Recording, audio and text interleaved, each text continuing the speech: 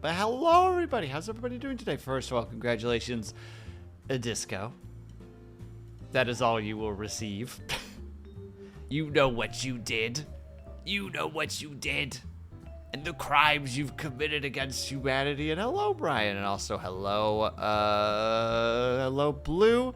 And hello, Pepthread. How are you guys doing today? I hope I said everybody. Yes, I said hello to Disco already, I think. I got everything I needed already.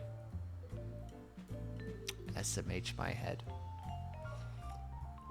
Okay, so this particular book club is going to be a little bit more unfocused because I just finished the book last night, which is, for those who aren't aware, we're talking about Neuromancer today.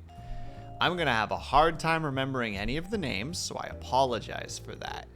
But overall, I will say that at the end of the book, I ended up spending like 4 hours reading the Cyberpunk Red like tabletop RPG rule system, because I was like, man, this got me in a cyberpunk mood right now, dude. I wanna go and read some cyberpunk. I want to look at some TTRPG cyberpunk shenanigans because I'm like, I want this. I need this.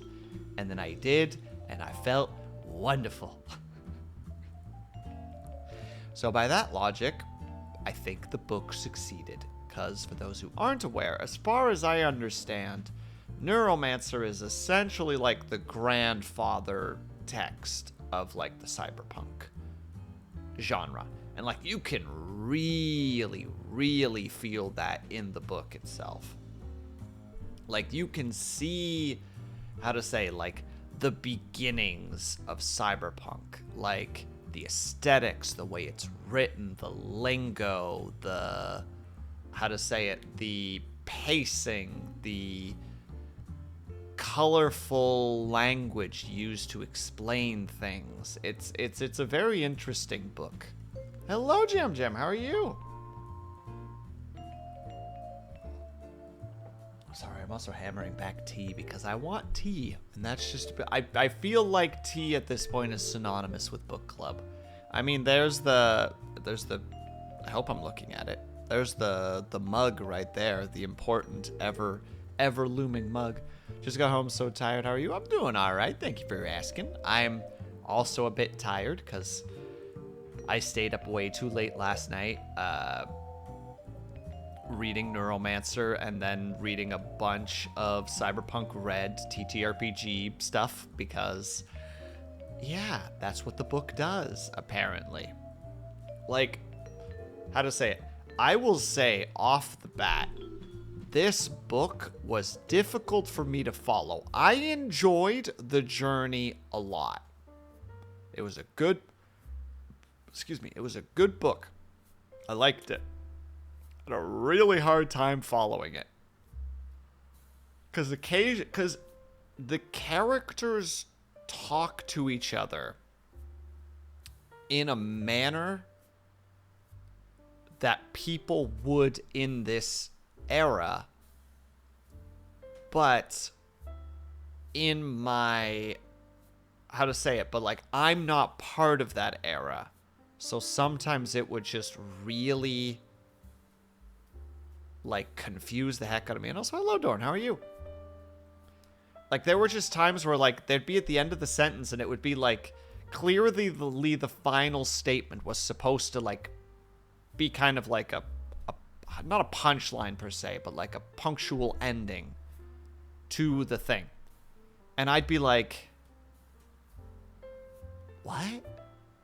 Like, I'd go back and reread the... Oh, did I turn those off, Cobalt? I'm sorry. I just kind of went through the list and started just turning things off. I must have turned off some of the wrong stuff. 1 second, and also hello, Cobalt.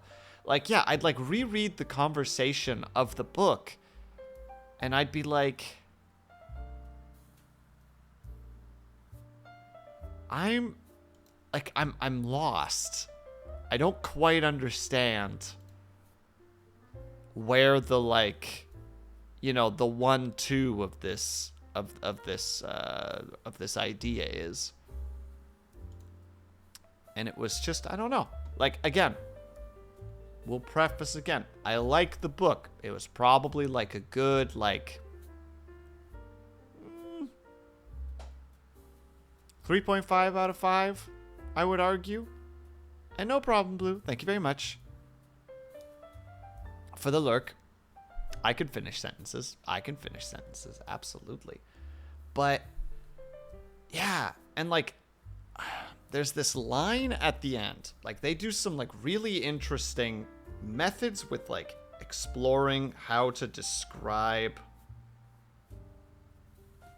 situations. Hold on, let me see if I can find that line that I really liked. Because I have the thing beside me. Where was it?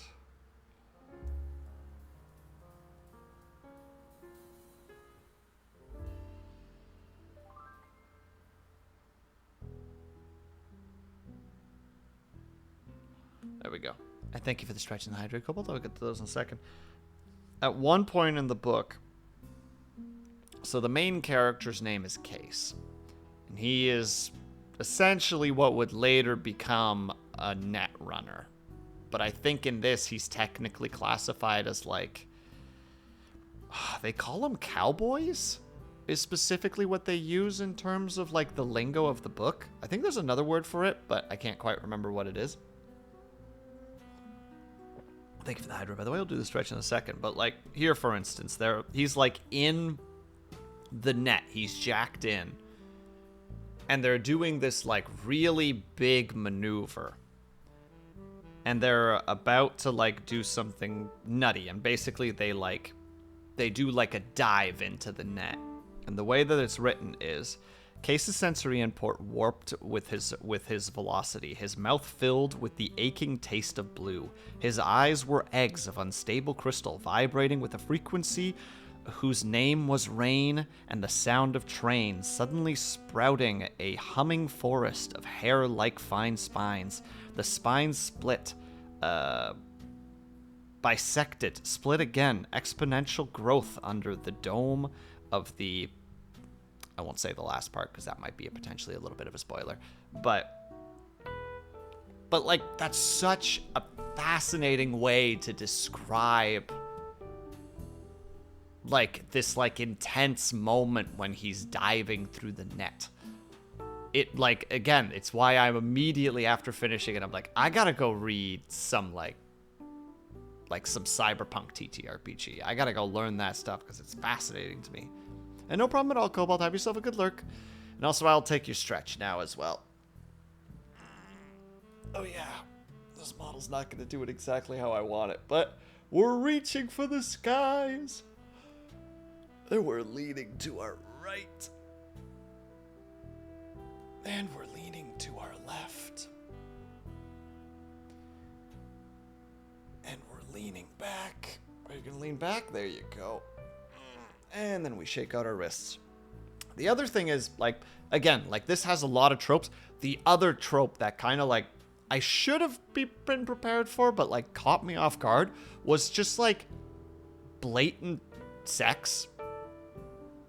Like, this is just because in the cyberpunk, like, how to say it, like, universe, like, everyone's living in, like, basically a dystopian, like, crapshoot of a world. Like, everyone is being screwed over by everybody else. There's no, like, good people in the world. Everything is bad, you know, like, you'll likely, like, die more than you'll live to old age.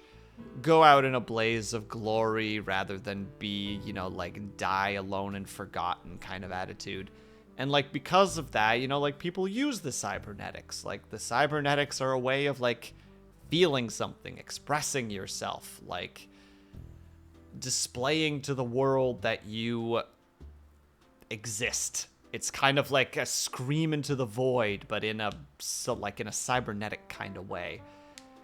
And, you know, that's also why people use a lot of drugs, and also why, like, sex is so casual.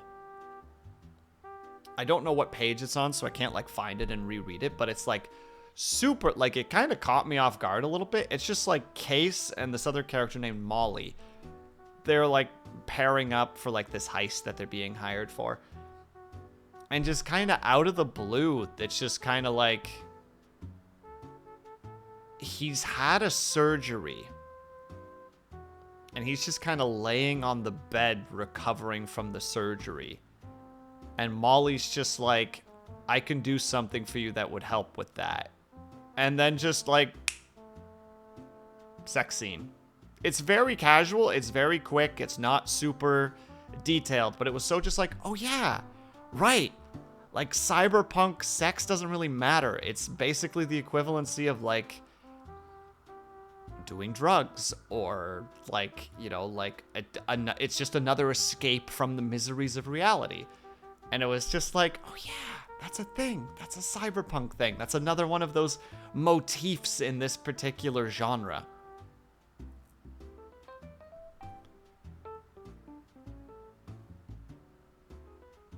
Jam Jam, I think you know the answer to that.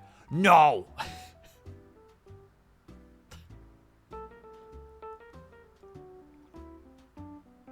But no, it's, I did kind of, how to say it again, like, I don't have a whole lot to say about this book. It's fine. I like the book. I like the way that it's written. I like the general feel of it. I like the build-up. Like, the build-up of it is very good. It's a very, like, heist with, how to say it? It's very heist-esque. So, like, that slow building tension. It reminded me a little bit of, oh, what is that called? That tabletop system called again? Shadowrunners. Shadowrunners is kind of a is fairly cyberpunk. It's like fantasy cyberpunk. It's kind of fascinating in that regard, but not super important. But in it, in the rules for, like, the game master of Shadowrunners, there's basically, you're told just like, never let things go smoothly. There should always be a problem. Like, every time that things go well, something new needs to be introduced. You know, like, they managed to get past the, how to say it? Like, you get past security's first level. And, like, you know, doors open. Oh, there's not supposed to be guards. The intel for the guard shift was wrong. Now's the next problem. Deal with that. You know, enter the next area, getting closer to the spot, get the intel from, like, your how to say it? Like, from your handler, just like, you know, like, the head of security just walked into the building and he's not supposed to be here. He's going to be up there in like 15 minutes if he's going the pace that he's going. You know, like, always have something, keep the tension building. And I think they do a really good job in the book for that, because it starts very nice and slow. Starts with Case being, how to say, he used to be a cowboy, or we'll call him a net runner because that's essentially what he is. But he starts being a net runner, and then at one point screws over a client. And it turns out that the client were some really big, and hello, not the big boss. And it turns out that the client is a very powerful company, and they basically find him, and he's just like, well, if you're gonna kill me, kill me. And they're just like, no, we're not gonna kill you. We're gonna make you wish you were dead. And what they do is they destroy, like, his circuitry system, which allows him to be a good, like, net runner. So they basically take away the thing that defines his life. And so obviously, when he gets hired for a new job, the response, you know, the obvious hook to get him in is, we can fix you. We can fix your situation. You know, we can fix your nervous system and let you be a runner again. And from his perspective, that's basically like, I mean, I can't really say no. You know, like, how could I possibly say no to that? It would be the equivalency of being, like, somebody who, like, needs your arms and you lose an arm. And for, like, the longest time, you're just miserable because you've lost your arm.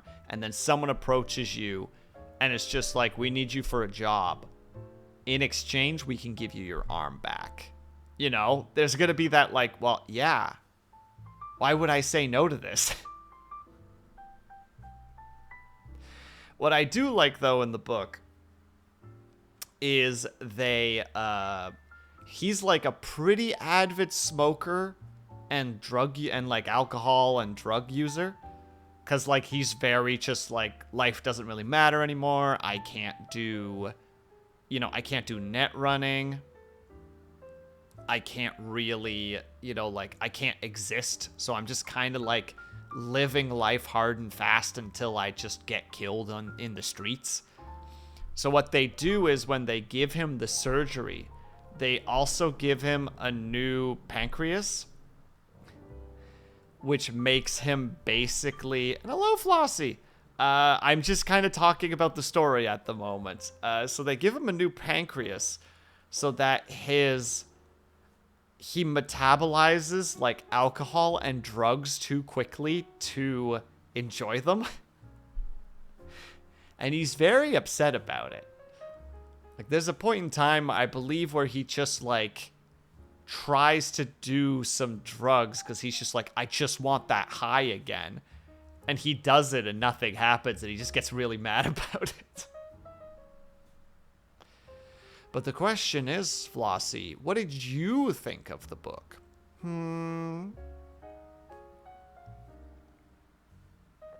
My general thing is, just to reiterate, is I like the book.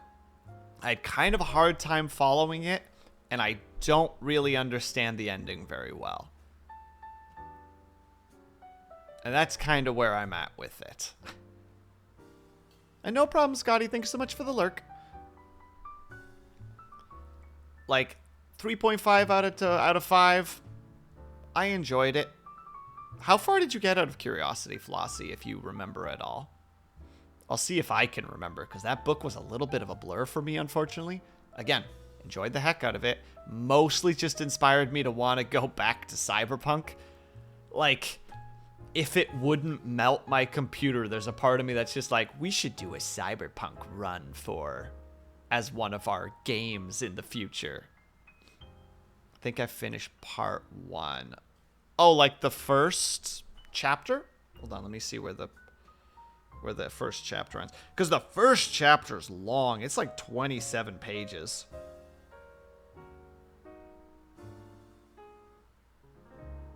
Hold on. Let me take a look-see, Lou. Maybe I'm wrong about it being 27. It's a long... That first chapter it wasn't even a slog. It was a great intro. But it was just like... kind of... How to say? Like, it's just like you needed to be in a very specific mindset to be reading it.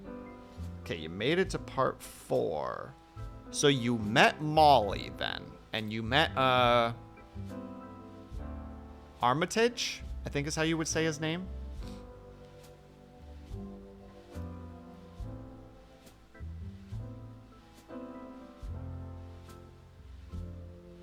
Yeah, you would have definitely met Molly then.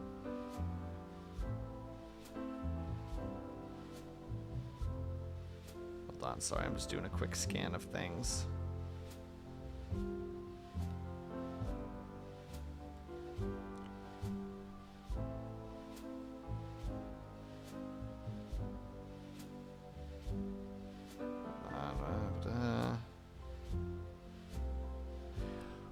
I don't remember the names. Oh, so you would have actually been introduced to Wintermute. You just don't know what it would mean.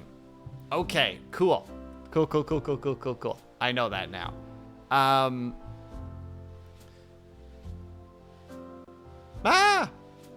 Valis Elf, thank you so much for the raid. Very much appreciated. Hello, everybody.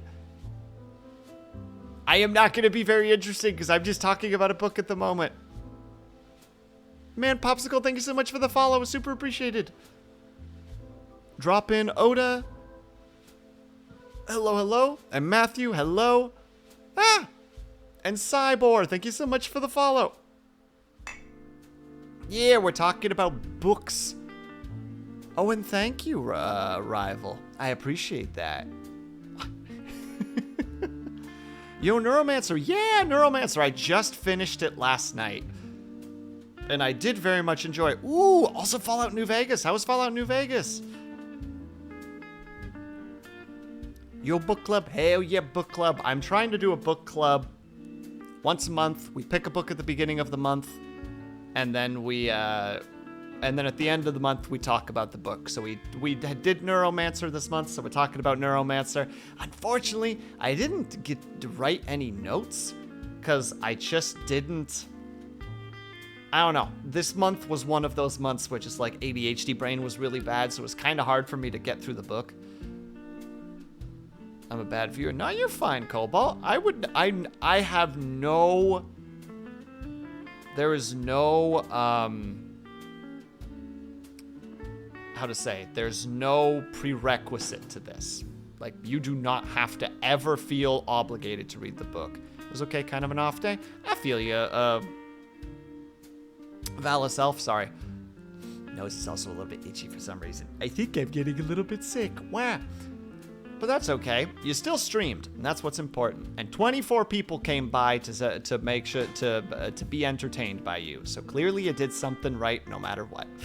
Cyberpunk book? Yeah, Cybor. So, Neuromancer is basically like the grandfather of like the cyberpunk genre, as far as I understand. Like, it's the first one that kind of was just like, here is like a concept, and then cyberpunk kind of built on top of it. I love the setup. It's like you're ready to narrate a story. Oh, thank you.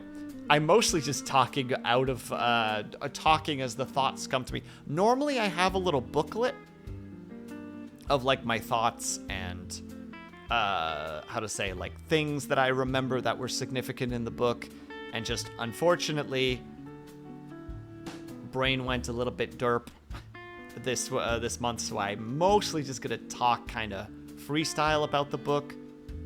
But for the most part, like, Neuromancer was good. Like, again, like, it wasn't like mind-shattering by any stretch, but I love the general feel of it.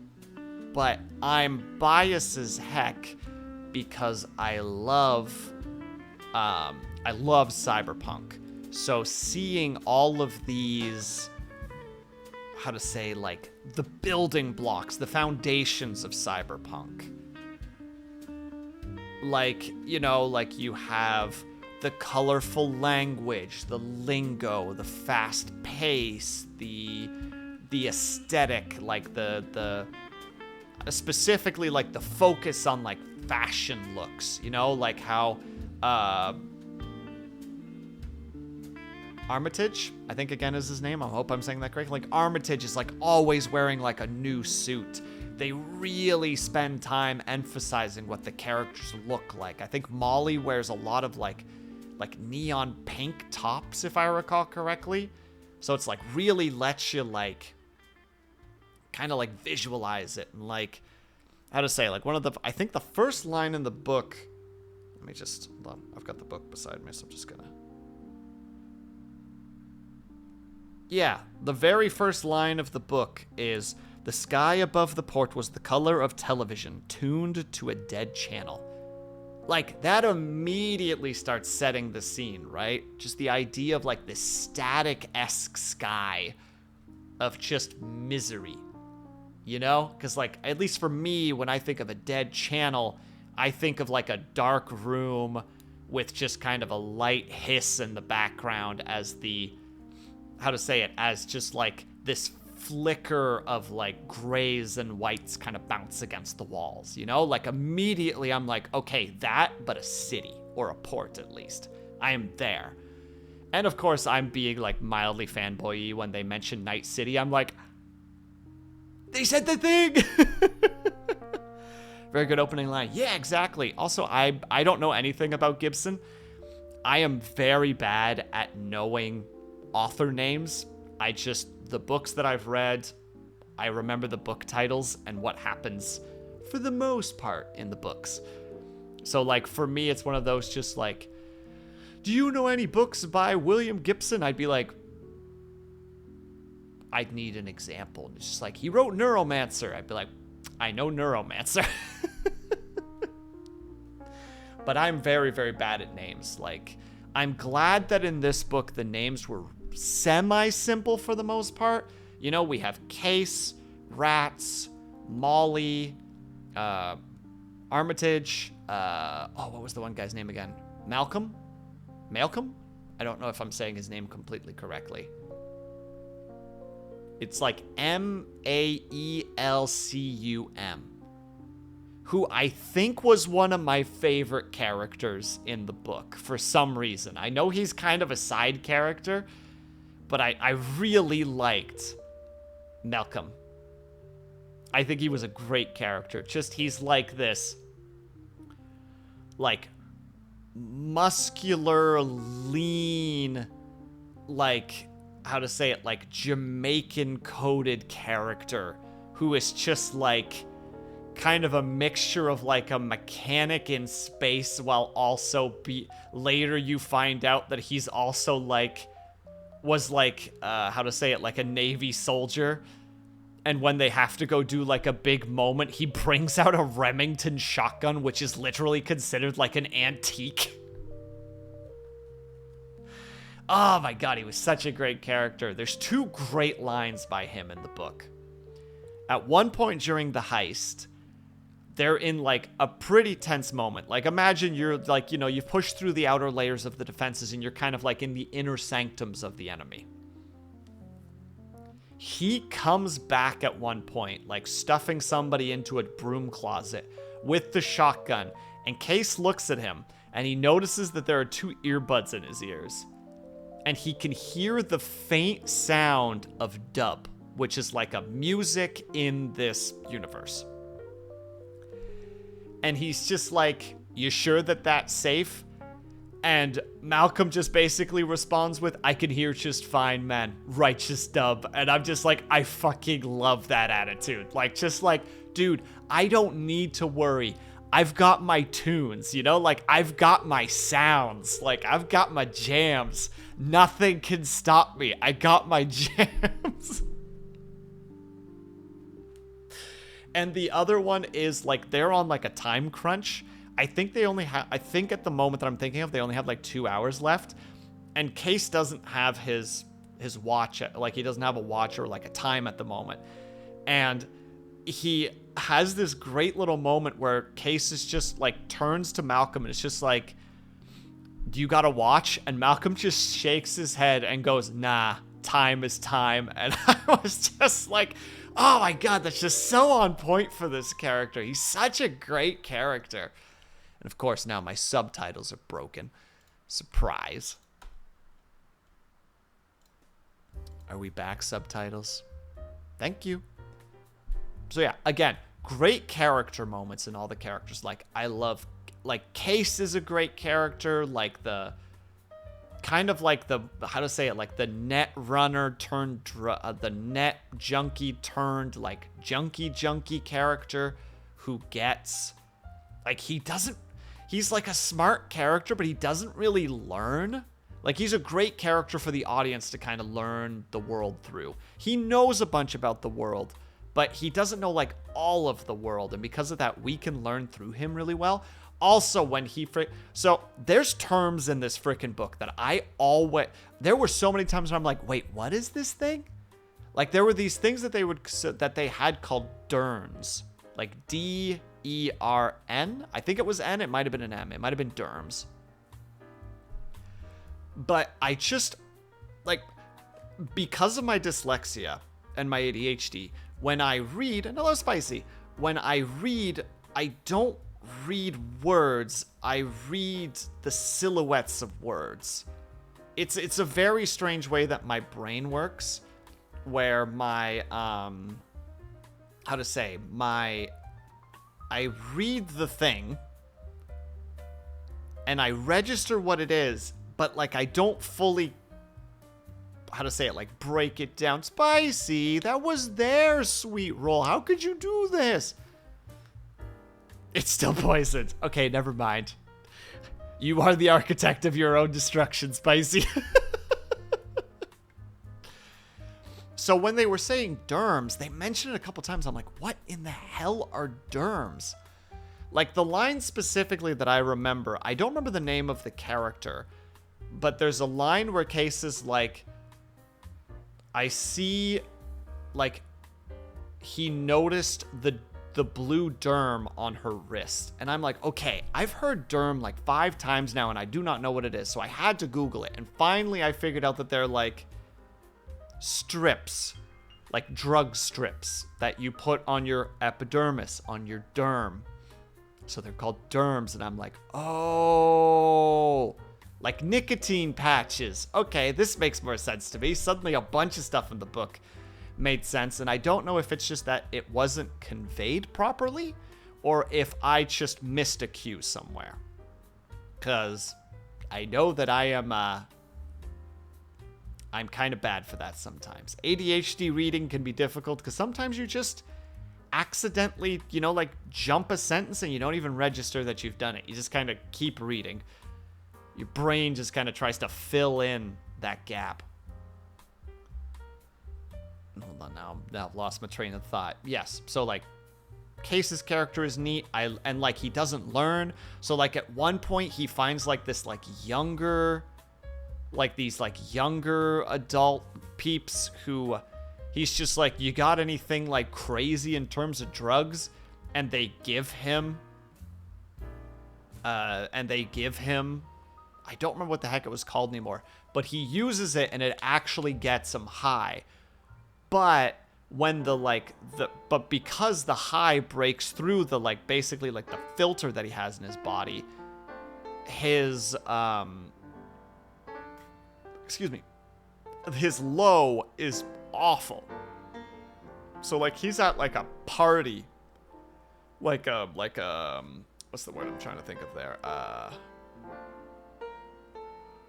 Like a show. And he's like barely able to hold like a glass of water because he's shaking so badly. And he just like, he's sweating and he just feels like crap. And it's just like, dude, why did you even do that? And then he does it again later as well. And you're just like, you just don't learn, do you? Case, you silly, silly boy. And then like you have Molly, who is basically like hired muscle. I really liked Molly's character. Like she is a great example of like cyberpunk. The fact that like she has like retractable claws under her nails that are like razor sharp. She's essentially like this very like cool and collected character. But then when like Case actually like manages to like jack into her mind every now and then, he like realizes that she's got like this like almost like feral rage that's just like just underneath the skin. Like she's in a perpetual state of just like being like, give me a reason, like give me a reason to like shred you to bits. Which again, great character. You have Armitage. Again, I swear I'm saying his name differently every time I say his name. Who is like this like emotionless hulk of a man who you like later kind of learn without too many spoilers, because I don't feel like I need to do much in the way of spoilers here, because like it's generally more about the feel of the book. Who like you generally learn later is like borderline like an emotionless husk. Like somebody at one point tells the characters, he's just like, nah man, like other people go home and decompress. Like Armitage goes into a room and stares at a wall until his next thing happens. You know, if he has an appointment at 4 and it's noon, he will sit in his room and just stare at a wall with like no expression for like 4 hours.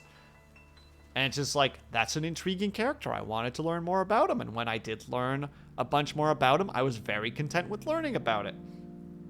I like Rats. I don't know why I remember Rats, but he's like a bartender who doesn't really have that much importance to the story, but I enjoy his character because he's like old Chrome. They don't use the term Chrome in this book yet, but like he's old Chrome. Like they talk about how like one of his arms is mechanical, but it's like clearly like Gen 1 mechanical. So like it actually like kind of like makes noise when like, you know, like he uses it. And I'm like, I just like that. Like it just one character adds like a whole lot of history to a book suddenly. It's just like, yeah, like the people that you see who have like cybernetics in, most of them are young. Most of them are using like Gen 2, Gen 3, like however you want to think about it.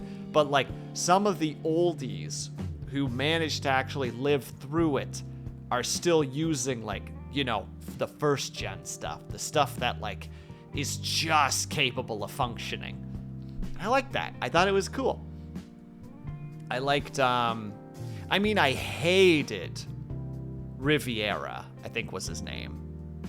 I hated Riviera. And you're supposed to. He's a very hateable character.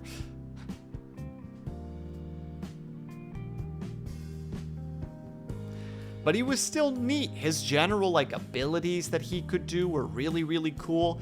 I don't think that's really been reintroduced to Cyberpunk as much. I'm not super familiar with the Cyberpunk lore, so I'm not 100% sure. But like, again, a really interesting character of just like this crazy drug addict who can like project like holographic imagery that actually hides things, you know, like there's almost like a hypnotism to him, which I think is neat.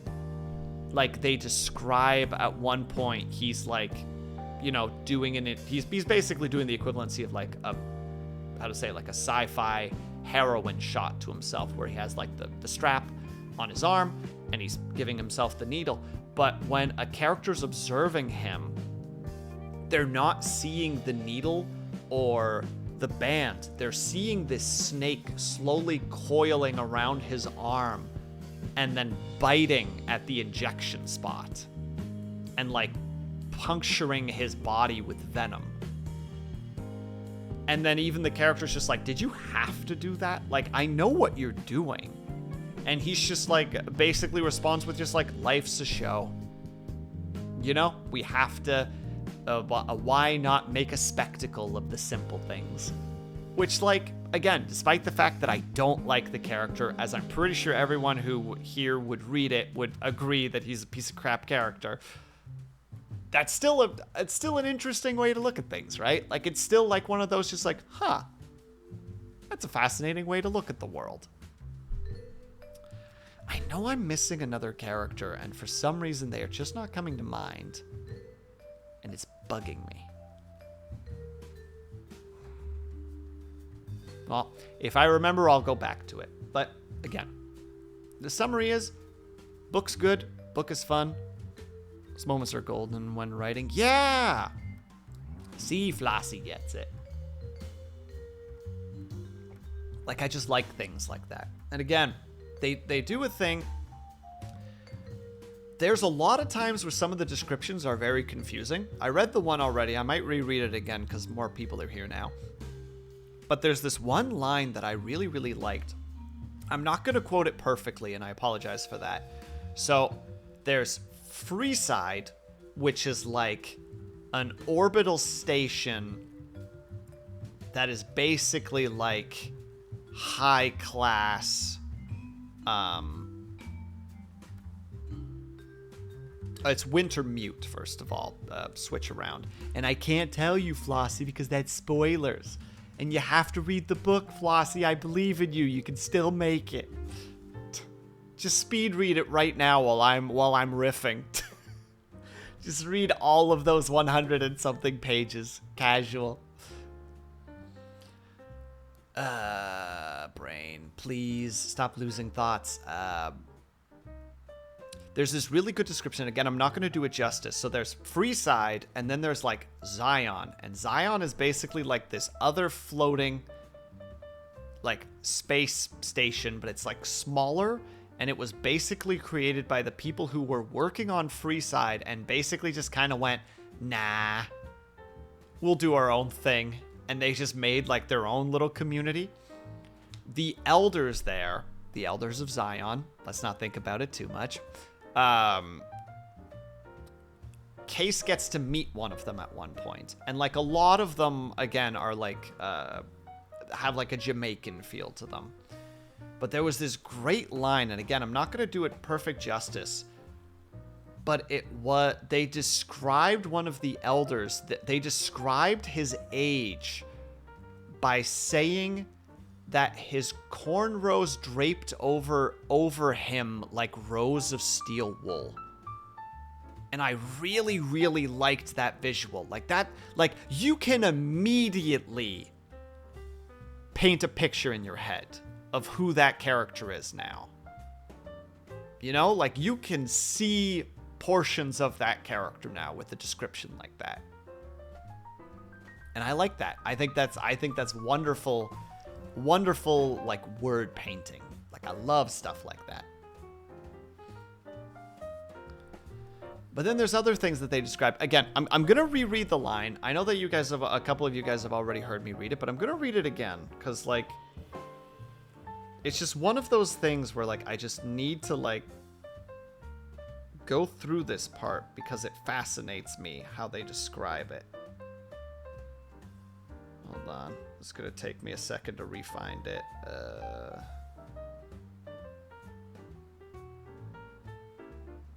Where are you?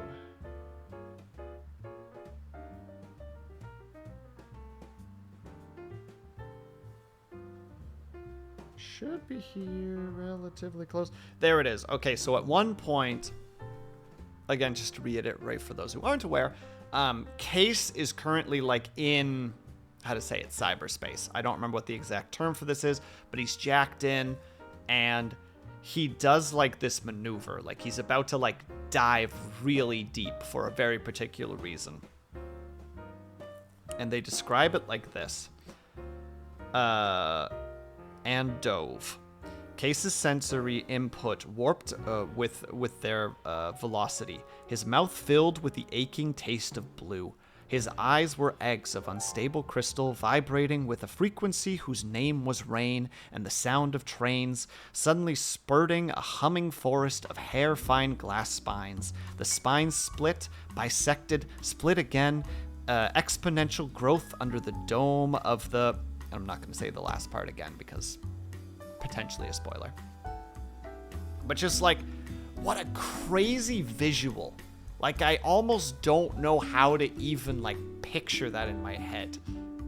And I don't think I'm supposed to. You know what I mean? It is such a crazy thing to think about being, like, plugged into cyberspace and maneuvering within it. And then pushing yourself to the, like, boundaries that you wouldn't even be able to like comprehend. Like it's fascinating. I like it. I have a very hard time visualizing it, but I like the way that it's written.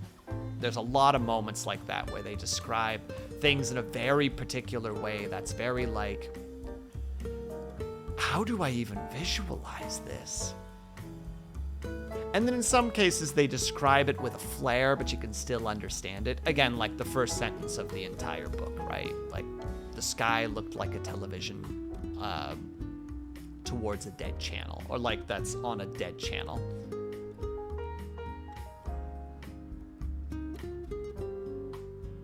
I love the idea of overclocking people by having them put them in bathtubs with ice. Oh, darn, they don't do that in this book, but like the, how to say it, the foundation of that idea is really close. Because they talk about how Case is like jacked in for a period of time, and like how he's just like intensely sweating from just kind of sitting in a room being plugged in. So like the foundations of that idea are in the book. They're just not to that point. Because I thought the same thing. I'm like, oh, is he at one point going to get put into a tub of ice? And it's like, maybe. Who knows? Maybe it's in the sequels. Wait, Flossie, there's sequels? Flossie, there's sequels? Wait, did we have this conversation before? Or was that about a different book? Because we've definitely done the... Oh, no. Uh-oh. Uh-oh. Well, maybe I'll have to read the next one. Maybe that'll be the next one. I hope you guys read the first one. Yep, it's called the Sprawl Trilogy. Makes sense. The Sprawl is mentioned many times. Don't, Go on, Flossie. Go on. Please, continue. Continue your thought processes.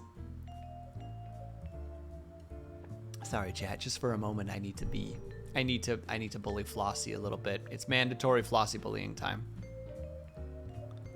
There's also a collection of short stories that take place in this universe. Oh, really, Pep Thread? Actually, yeah, you would know that, wouldn't you? Dang. Okay, maybe I need to explore this at some point.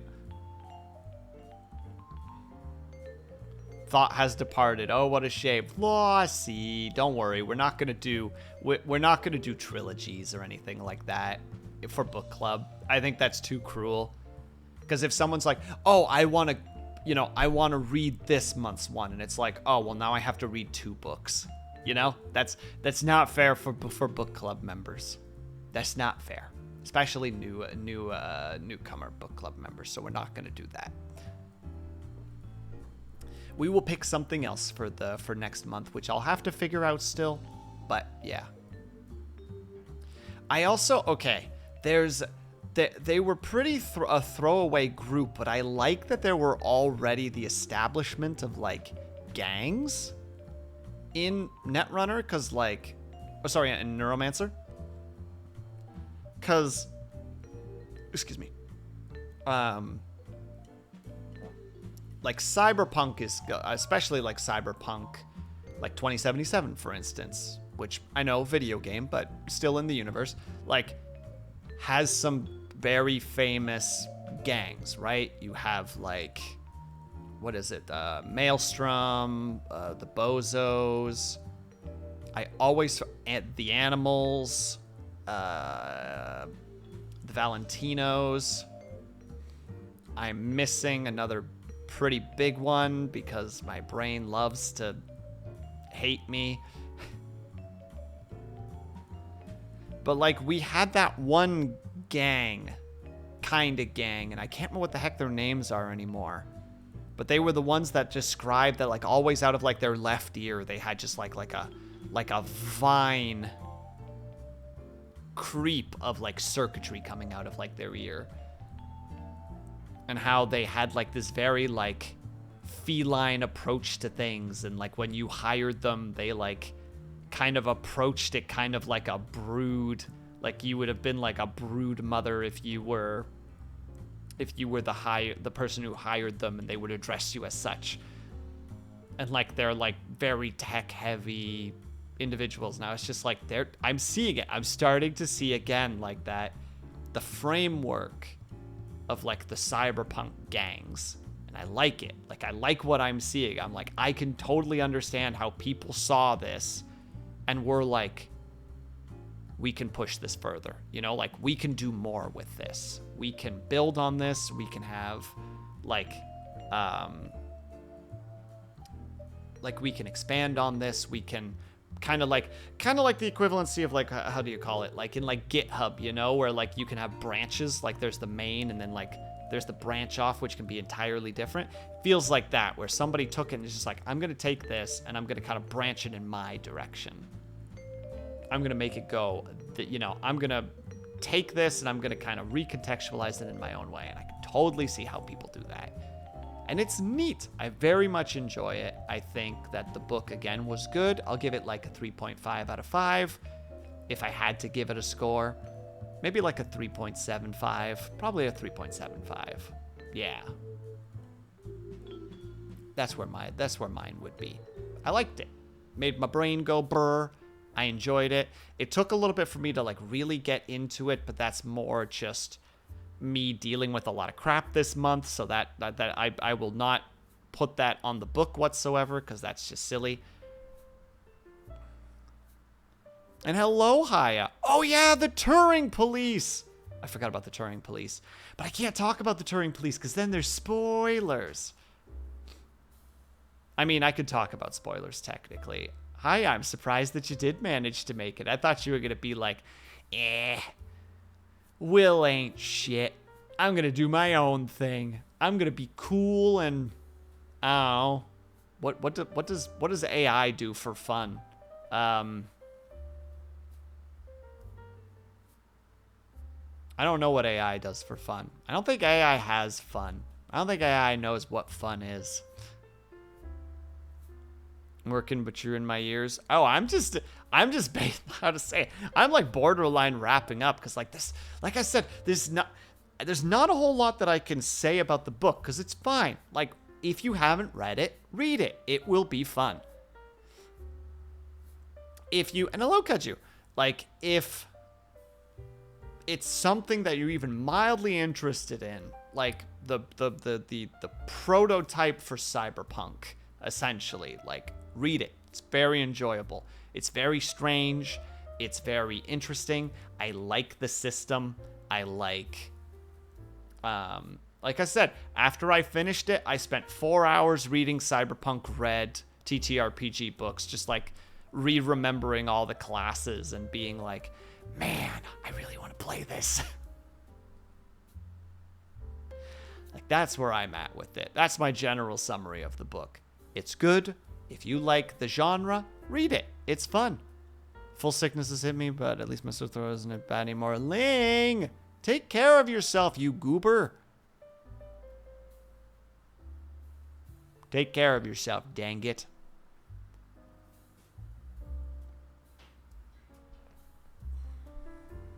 Are you, Ling? Last time I saw you harassing me with video game news. Also, thank you for the hydrate. I appreciate it. There's a sex scene in the second. Yeah. Oh, is it actually in the second chapter? Hold on. If it's actually in the second chapter, hold on. Then that makes it a lot easier for me to find.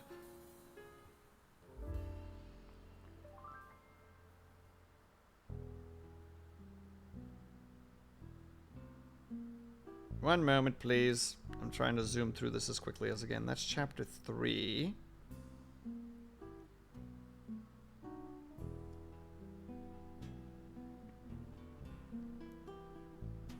And wait, so Haya, how was that for you? Because I know that you were planning on reading the book, like, for audio. As like as a thing. Wait, maybe no. Where is it?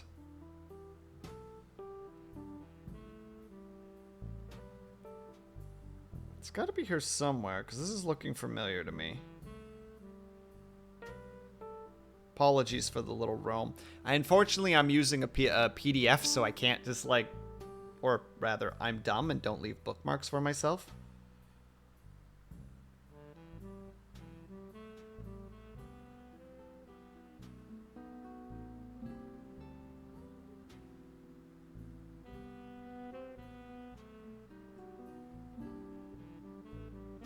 My goodness, where the heck is this darn thing?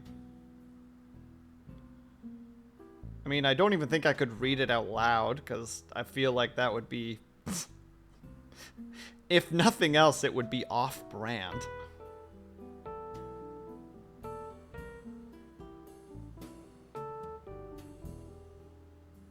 But, like, I'm also pretty. You can't read it out loud. You can't stop me, Haya. Now I'm gonna read it out loud. Just to spite you.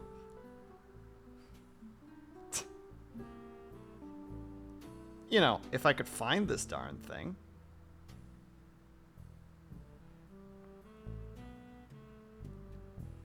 Oh, wait a second. I have a search function. Search function. Go! Oh, it's page 20 already. Jesus, okay.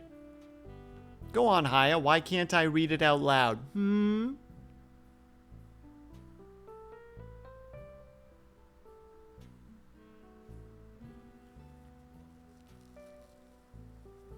Everyone get ready to... Oh, that's right. The introduction to the NSFW scene is just catches me so off guard.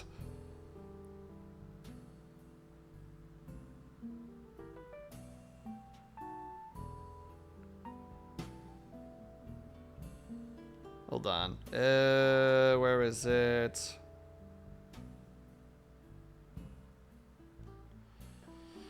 He laid on his stomach, arms stretched forward, the tips of his fingers against the walls of the coffin. She settled over the small of his back, kneeling on the temper foam, the leather jeans cool against his skin. Her fingers brushed his neck. How come you're not at the Hilton? Well, BRB, wow, Haya, wow. Just literally just leaves casually right now.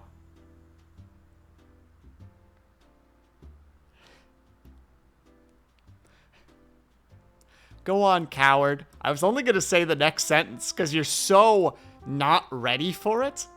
It's so unexpected, right? Like, that's fairly casual statement. It's implied that he's not wearing a shirt, but, like, that doesn't really matter too much. And then he just asks, how come you're not at the Hilton?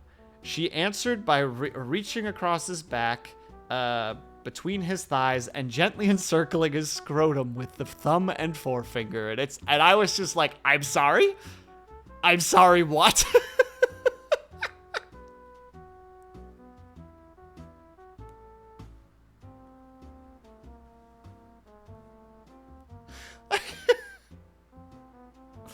Yeah, it escalates fast. Right? It's literally just like, yeah, don't worry about it. You're...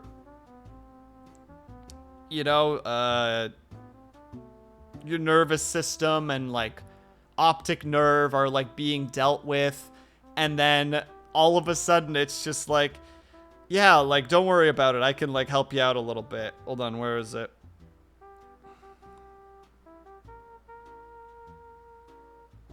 Where's the line again?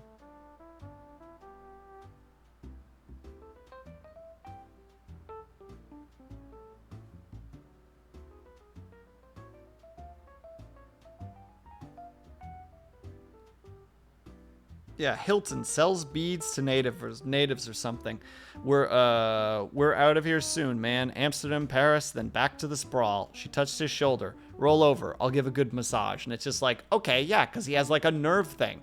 And then all of a sudden just, boom. Just like the casual, like, how come you're not in the Hilton? She responds by grabbing his balls.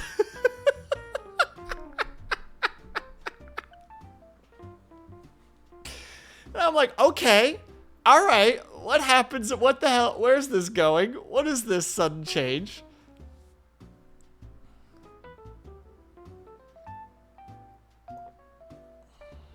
Balls, exactly. I mean, I don't give a heck about it, but just like, it was just really like, okay. And then it's like over as soon as it begins. It's literally just like, she does that. He's got like a crazy headache, but he doesn't care.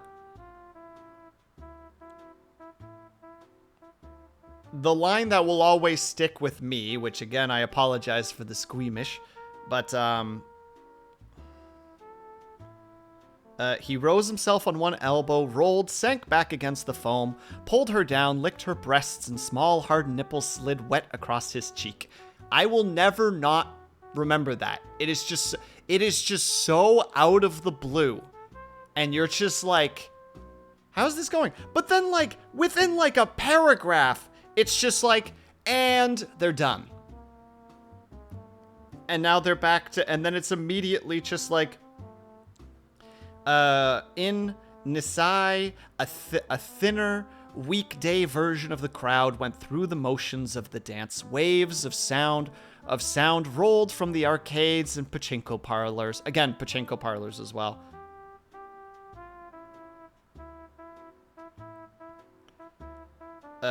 Case glanced at the chat and saw Zone watching over his girls in the warm beer smell twilight.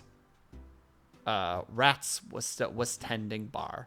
Like, it literally just goes from just like, they did the thing, next scene.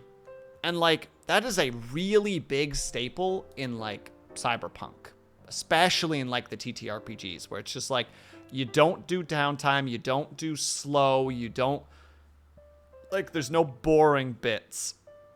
It is, here's the scene, the thing happens, we move on to the next thing. Like, it's quick, fast paced. And like, this book does that very well, where it's just like, thing.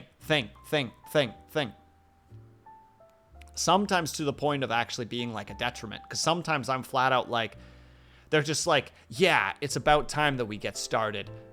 Break in the paragraph to the next paragraph. And it's just like, they stood before this area. I'm like, wait, how much time just passed?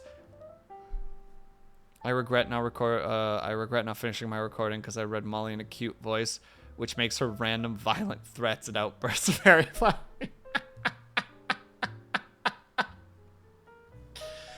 Dang it, Haya, that would have been great. You just have to deal with the random NSFW, which is pretty uncommon for the most part. I can only think of like 3 real scenes.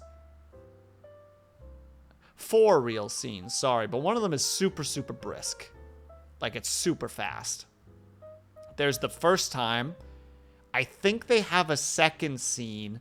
There's the scene with the show with Riviera and his hologram. And then there's a really small scene in an elevator with Chase and 3 Jane. And it's very, very, very, like, it is like 2 sentences of just literally just like, sees an opportunity to teases. Case can't do anything because he fears potentially causing harm, and she knew it. And that's it. That is the end of the little, like, sexual tension moment. Like, it is just 2 sentences. And like, in a way, I tip my cap to the story for that, because it is just kind of like, you kind of ponder, like, you look back at like the first scene, and it's just like, yeah, you know, kind of reading it again. Yeah, I can see how that led to, in a world where sex is like a really casual thing. It's just like, yeah, I can see how that led to sex. Like, yeah, I can see why this led to this, and like, also in like a situation where like time's not really on your side, like, why play games, right? Just be forward. Like what Molly does in that scene, like literally just like, yeah, I'm down to clown, and I'm gonna show that I'm down to clown. And Chase responds with, okay, me too. Again, cheers to the story. I think that's a good way to do it. Hey Moon, how's it going? The problem is I don't think I have really anything else to say at this point. As much as it's only been an hour, and I feel bad that it's only been an hour. It's just like, honestly, like I said, like, this book's themes are just good, but there's not a whole lot to build. It's just like, yeah, it's a kind of a heist story. It's good. Read it if you like both heist and cyberpunk. It very much helps set the scene. Yeah, the body and its wants. Exactly. Because, like, a lot of, like, all of the book is very over the top, right? Like, clothing descriptions, the setting, drug use, alcohol use, like, sex, violence. Like, it's all just, like, yeah, just everybody just has way more casual of a dip into, like, the, how to say it, into like the hedonistic tendencies of the mind, because like Why not? You're probably going to die before you're 40. Like, you'll probably get stabbed in the street for, like, the few, like, coins in your pocket. So, like, why not kind of just enjoy yourself? Well, am I crazy, or is 3 Jane into Molly? 3 Jane... Is it Jane? Jean? No, it's got to be Jane. Is into anybody who is interesting to her. And Molly was interesting.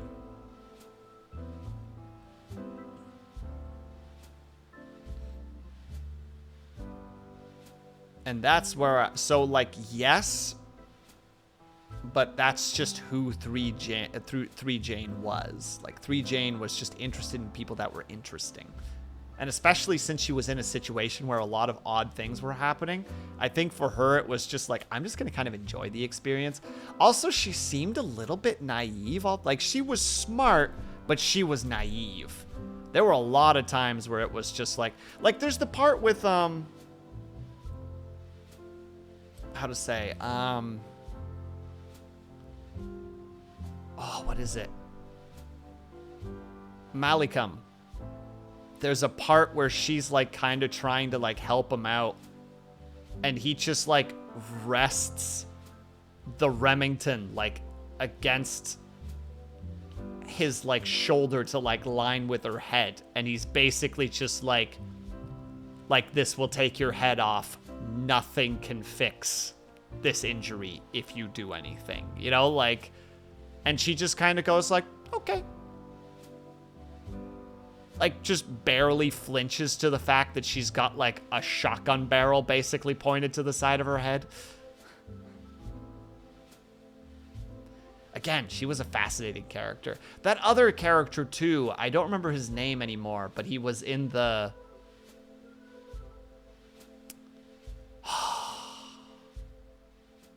He was in the one area. He was the one who almost killed Molly. He was another one of her kind. He was a strange individual too, which I did enjoy about the book. There was never really a boring part in the book. There was always kind of something odd going on, which I appreciate. Again, very good times. Again, I don't remember his name. I only remember a couple of handful of names here and there, but yeah, I like the book. I don't know. I feel so weird. Like, I'm just kind of like, no, I think I said my piece, but I feel like I haven't talked enough, and it's a very strange situation where I'm like, I should be talking about this more. What else is there to say, though? I mean, there's lots of great moments, but, like,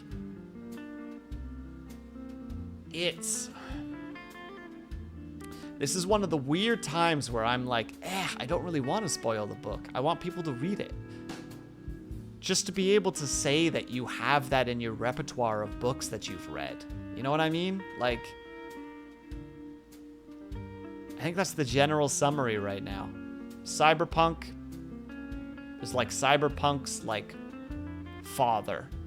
Read it. I don't understand something, Will, in all honesty. Go on.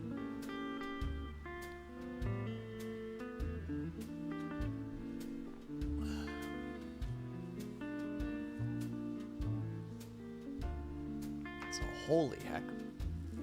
Sorry, it's a really warm day today. Blech. Blech.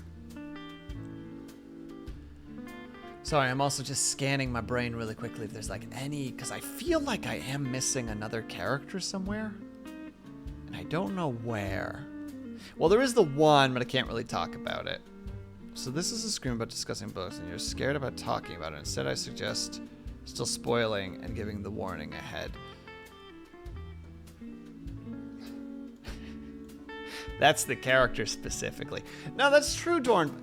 Normally, I don't care. Normally, I don't care about spoiling things like Flowers for Algernon, you know, like Lord of the Flies, Do Androids Dream of Electric Sheep.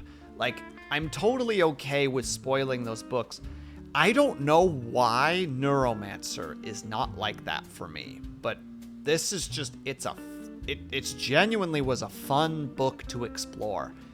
And like, I don't know, maybe just brain's just being kind of weird to me right now, but it's almost just like I can give you like cool moments, like again, like Haya was saying, like Winter Moat, and was like an interesting character, and like here are the reasons why, like this part of the story was neat and here are the reasons why. But like, I don't know, like it's one of those things where every time that I talk about this book, I feel like I'm not doing it any justice. I think that's the best way for me to describe it. Like, in all the other books so far that we've read, it's just like, I might not be doing it justice, but like I can summarize the general idea.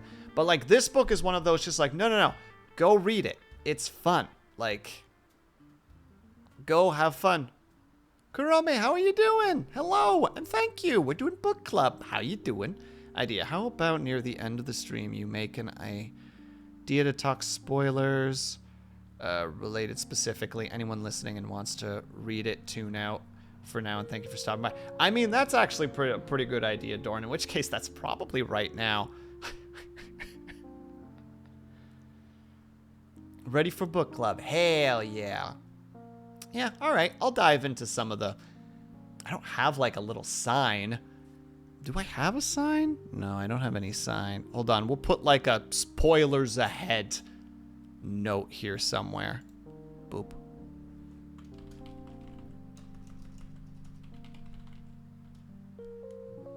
This is going to probably look terrible. Spoilers. Give me spoilers. How big is that? That's a little bit too large. We'll reduce that by a bit. Well, that's too small. What about 150? That'll work. Put it right there. Everybody can see that? Good, great, wonderful. Oh, of course, and ads are going to kick right now. All right, really quick break, everyone. I'm sorry. I will be right back as soon as the ads are done.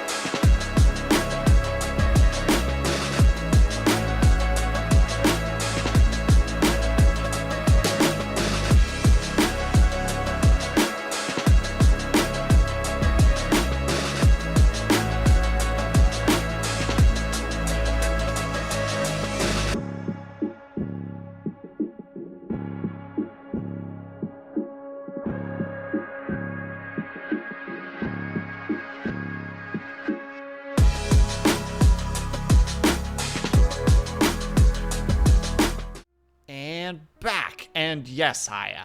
That is what I was kind of thinking too. Okay, so just for the quick summaries here.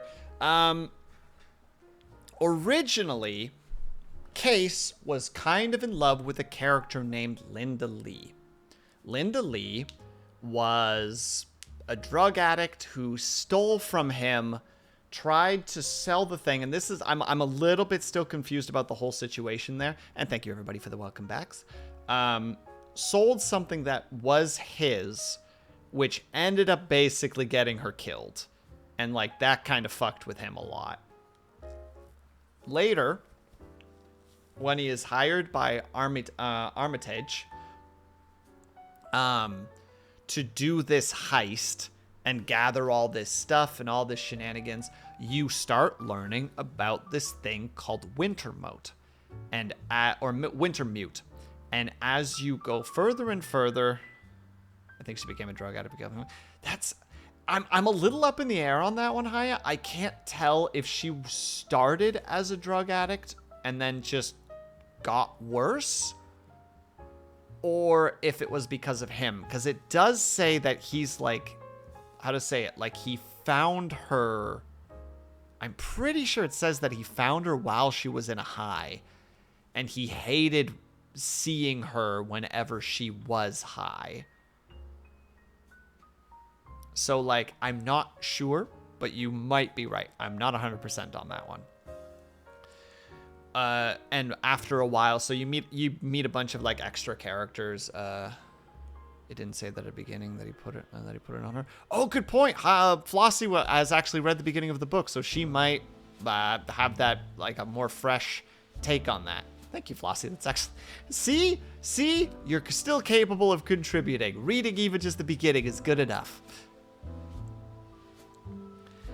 But so we go through a bunch of characters and we start learning that Wintermute is an AI, and that a whole lot of stuff happens. Again, like the middle of the book is a little bit of a blur to me, so if I kind of glaze over some like potentially important stuff, I super apologize, because again, like it was one of those just like, there's a lot of stuff happening right now and my brain is mush literally all the time. So bear with me in that regard. But we then learn that Armitage is basically like a broken shell of a man who was, I believe, classified as schizophrenic, was put into a clinical trial test that Wintermute ended up kind of infiltrating and managed to make Armitage kind of like the only success story. And basically all that means is that Wintermute is just kind of like messing with Armitage's head, whose real name is Corto, I believe was the name, who was like a member of the Screaming Fist. The Screaming Fist stuff I don't fully understand anymore, but I know that they were trying to do something crazy and things fricked up and everybody, and basically everybody died. Something about Russia and then having to fly to Finland in like a panic because everything went wrong. And essentially what Wintermute wants is to be hacked, kinda, sorta.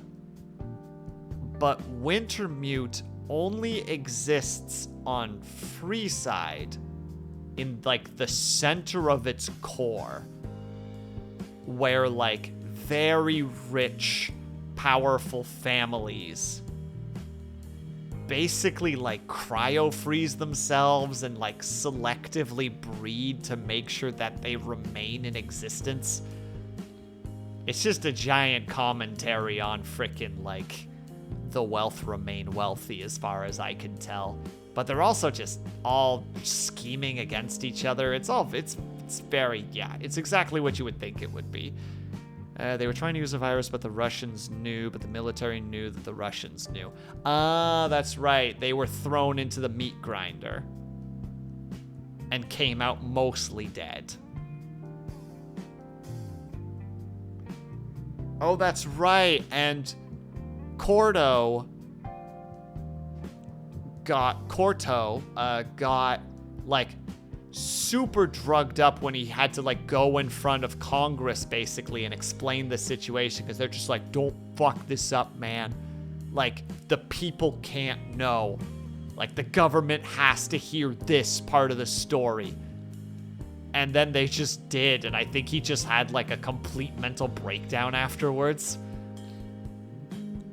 And yeah, so like the whole story is essentially they're trying to get all the pieces together and all the members together needed to break into the center of Freeside in order to use I think it's a Chinese virus, to crack through the AI in order to upload something to it. And it gets very trippy afterwards.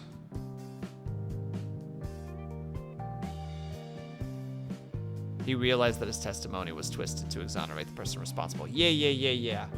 And then just loses his, absolutely loses his shit. So a whole lot of stuff happens. Like, most of the trip is one of those just like, it's a fun ride, but I don't think a lot of it is super important. Besides that, at one point, Molly hurts her leg really bad.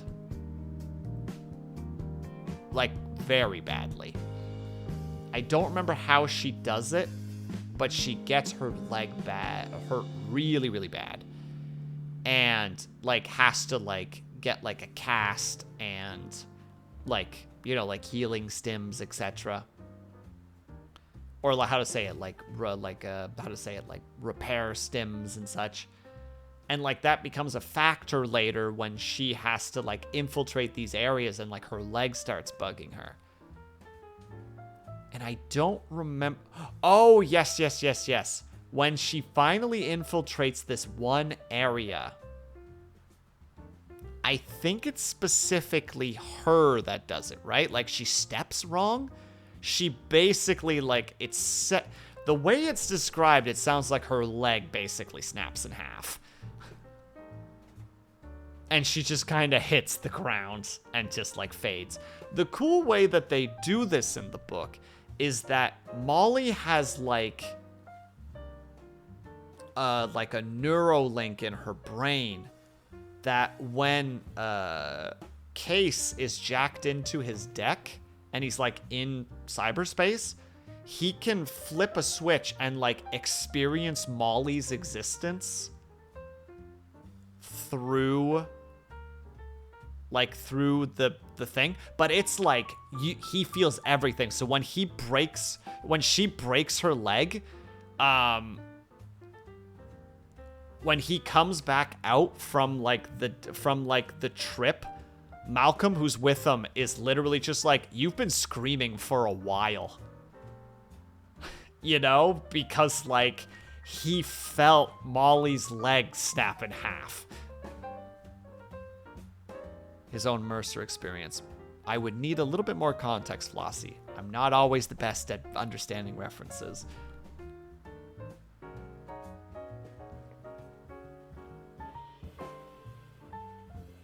Sorry. Also need to drink water every now and then. The box. Oh, yeah, kinda. Yes. Yes. Thank you. Sorry. Like I said, I read. There's a very strange connection between me reading stuff and my brain reading stuff. It is like two separate things. But, okay, so I kind of want to talk a little bit about Riviera, because Riviera is just like a piece of shit. Like, he's just an awful individual. Like, he is like a drug addicted, charismatic champion who uses, like, holograms and illusions to entertain people. But if I recall correctly, they talk about his sit rep, and it's basically like he can only get off when he knows that he's destroying somebody who loves him. I think it's something like that. Like, that's the only way that he can get off sexually. Like, he's just a monster. Like, he literally makes people fall in love with him so that he can break their love. Like, he's just a monster of a person. And, like, the whole book, I'm like, oh, he better die. Like, he better die at some point. 'Cause to hell with this man. During the scene that I mentioned earlier where they're watching a performance because they need Riviera to get into the upper echelons.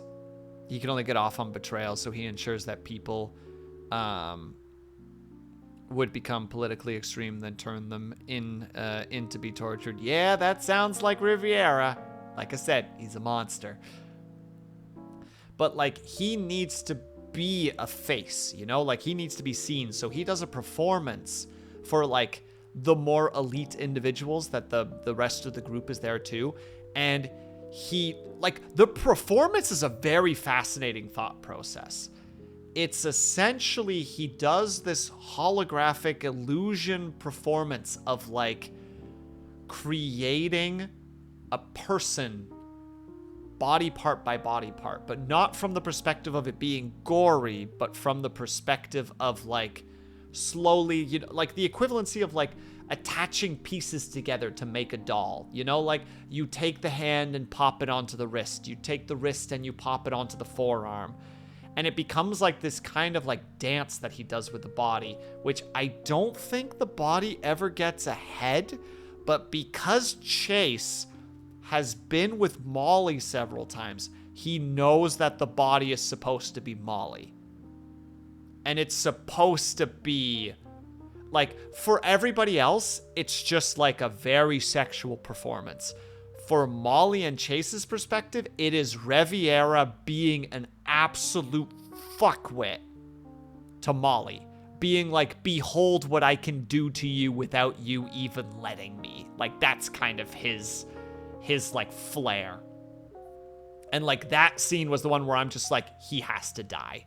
He has to die. I like Molly. He has to die. I'm gonna be bouncing around a lot, and I apologize because I realize that this book has, like, a decent flow, but sometimes it does bounce a bit, and it has to. You need certain bits of information. Molly at one point talks about how she lost a partner because that partner was attacked by a ninja, was the best way to describe it. And basically it's because he needed to be removed. He, like, either knew something or took something. Like, he couldn't exist anymore. And they talk about how there are these, like, modern day ninjas that are basically, like, I think they're, the best way to describe them, they're like vat-born killers. You know, like, they are trained from the day they are born to be emotionless murder machines. And when Molly tries to get into, like, the final area, there's a part where Riviera, like, tricks her with his illusions, which is the reason that she breaks her leg. The bodyguard of 3 Jane, which, again, she's not a super important character, but she's also incredibly important. She's basically one of, like, the 3 keys that they need in order to unlock, like, everything. She has one of those, like, ninjas as, like, a bodyguard. I think his name is, Hideo? Yeah, it's Hideo. And Riviera is, like, pestering and, like, clearly wants to get with, like, wants to be in a room alone with Molly. Because at one point, he, like, breaks a bottle over her face and, like, shatters one of her eyes. Like, he wants to do, like, and they put this sex toy on Molly's hands, which is this black sphere that if you resist it, it gets tighter. And they literally say, I wouldn't recommend fighting against it because it will crush your bones if you fight enough. You know, she's already in like this very crazy vulnerable position. And you know Riviera wants in on that. But 3 Jane is like, no, you can go outside now. I'm not interested in you. And she even tells Molly just like, yeah, he's become quite boring, you know. And when he like looks like he's about to do something, even she's just like, Hideo, if he tries anything, kill him. Like literal or hurt him. I think she says hurt him specifically. Later, once Riviera realizes that he's kind of in a losing situation. This is a little bit later in the book. He blinds Hideo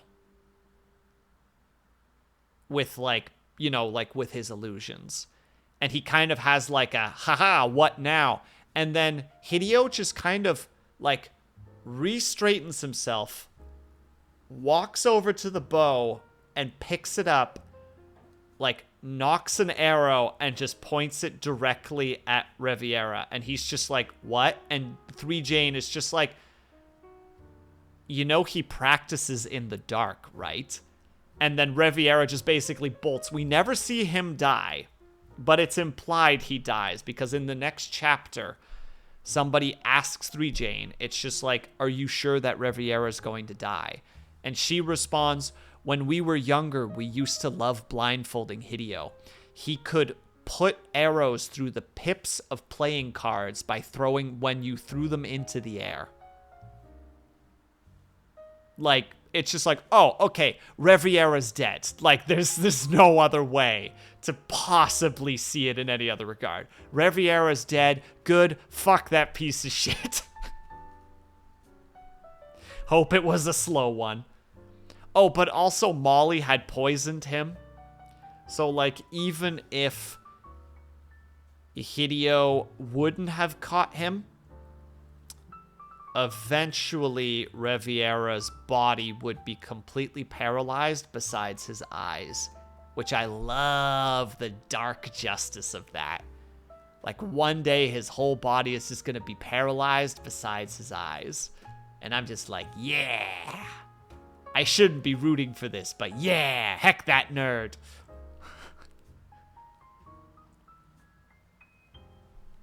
And then again, they have to go specifically to Zion in order to get basically like a space tugboat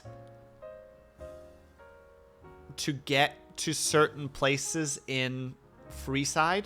And again, Malcolm, probably my favorite character. Like, I will say that from the high heavens. He is a great character. Again, like that, you know, the like, again, I love that line. Can hear just fine, righteous dub. Like, he's such a great character. Have a good night, Brian. And the just, time is time, you know? Like, even though they're on, like, a time limit. And, like, he gets an arrow in his shoulder at one point from Hideo. And, like, Hideo just, like, walks over and, like, just, like, cuts the arrow stem with, like, a bolt cutter. And then it's 3 Jane that, like, bandages him to a state where he's kind of functional again. So yeah, it's a very interesting thing. I think that Riviera says that at one point, just like having fun playing doctor to 3 Jane. Again, I'm sorry that I'm all over the place because again, like, I knew this was gonna happen.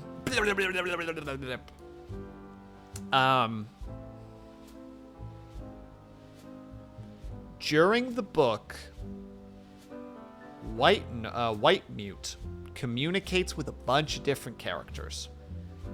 And they do it in a really interesting way, and I like that they do it this way because it's the only way to really explain how he got Armitage to keep being sane.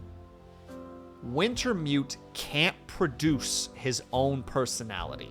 Well, its own personality. It, like, scrolls through your mind and picks out a person and then acts them the way they would while conveying their own information through that conduit. It's very, very interesting the way they do it. And I love that it first does it to Case with Linda and then immediately realizes how big of a mistake that was and then switches to, I think it's the Finn? He does it a couple of different times. He does that one, the pimp character, the Finn, and that older guy. I don't remember his name anymore. I think his name started with a P. Right, and Case shoots him, blows his head off with a freaking gun, and gets really shaken up by it. So that Wintermute is communicating with is communicating with Molly, is communicating with Armitage. Like Armitage, he's definitely communicating as a superior officer of some kind. Talking to him as a military hierarchy. You gotta keep it together. You gotta keep it together, soldier. That kind of idea. But we learn at one point that there's another AI called Neuromancer. The book name, wow, they said the thing. Who has a personality. And Haya, maybe you can help me out a little bit more with this one if you have a second, because Neuromancer was a little bit more complicated for me. Neuromancer has Linda Lee in this construct of what was a city. I don't remember what the name of the city was, but you can never get to the city. You're just always on the beach near a bunker. And Neuromancer just provides you with the nutrition you need. But it's all in your head as far as I'm aware, because when you communicate with the AI, you flatline. There are several times in the book where Chase is brain dead because he's communicating with the AIs. And a lot of people worry about him. It's just dude, you've been gone for you have been brain dead for 8 seconds. There was nothing in there. That it's a simulation. Yeah, but it's still that situation though, right? It's still that situation where you go flatline or you go brain dead during that. Your brain dies when you're in those simulations. Implying theoretically that if Linda Lee is real in there, that has kind of a .hack feel to it, where the body dies / goes into a coma, but the mind remains in the simulation? Because even at the end of the book, and the end of the book I didn't fully understand. Let me read the final lines of the book. And mind you, I know I'm bouncing around a lot. I apologize for that. But the end of the book is... where is it? Oh, mind you, just again, another spoilers. She was a copy. Okay, so he was Dick, or she was Dixie. Okay, that makes sense. At the end of the book, they do succeed. It's implied that the AI kind of merge, is what Haya was saying earlier. That it's kind of implied that they ended up kind of ascending to some extent. Molly afterwards leaves Case. Like, she's like, I guess, I can freaking read you the message that she gives him. Where is it?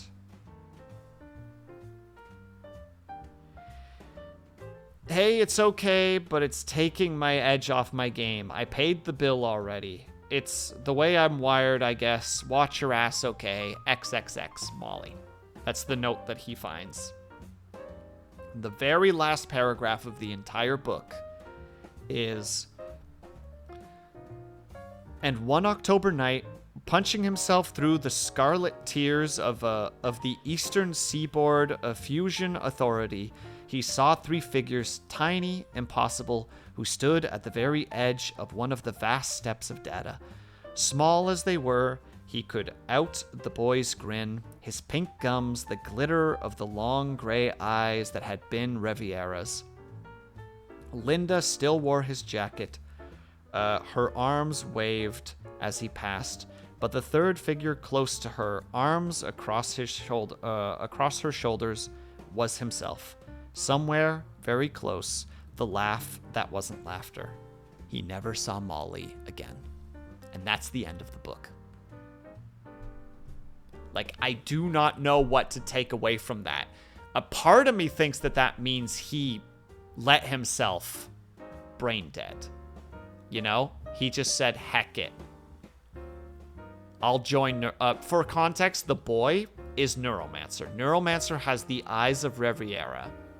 Because I think he liked the eyes. I don't remember exactly why he chose the eyes anymore, but... Like... I don't know. Like, it's a very open interpretation ending, which, granted, if there's sequels, if Case is in the sequels, that's going to make things a little bit more complicated, but I don't need to know that. This is a self-contained book. So for me, it's like, did Case give up? You know, did he finally go, heck it, I'm done? I don't know. It's neat, though. I love books like that as well. AIs have limitations that keep them under control. Wintermute and Neuromancer are a single thing that are separate. It's my understanding they reach full potential by combining. Yes, that was a thing that Wintermute says fairly often, that he's separated. And one of the reasons why he doesn't have a personality of his own is because his personality is separate from himself, which I believe was created by 3Jane's mother. She tried to make the AI because she believed that the AI could make the world better. But I think she was murdered by her husband before she was done.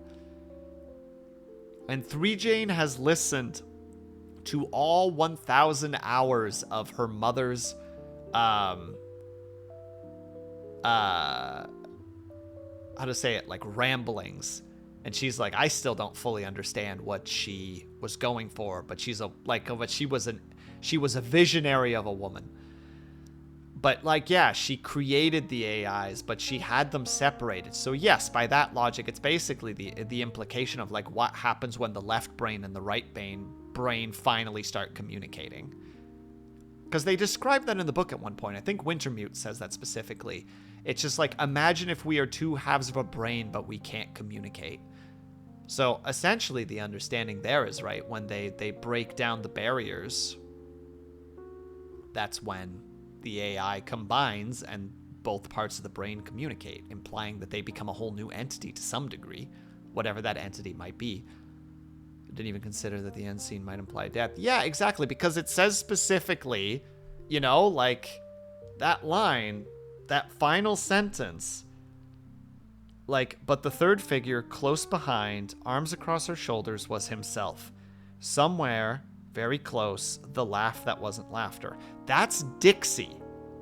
That's referencing Dixie, because Dixie tries to laugh, but he has a not laugh, and it drives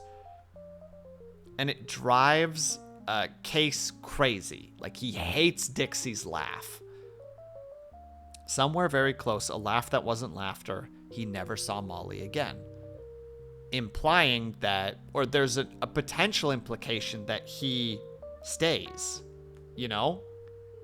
There's an implication that he let himself stay brain dead long enough that he just stayed behind, like that his body's just slumped in a chair somewhere, and that's the end of his existence.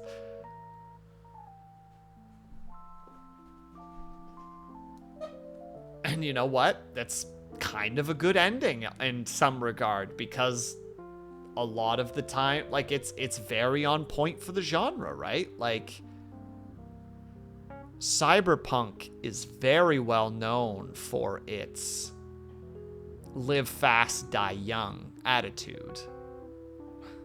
I assume that Neuromancer made a copy of Case while he was dead, but that makes more thematic sense. There's a chance that that's the case as well, Haya, but my current headcanon is that he let himself die.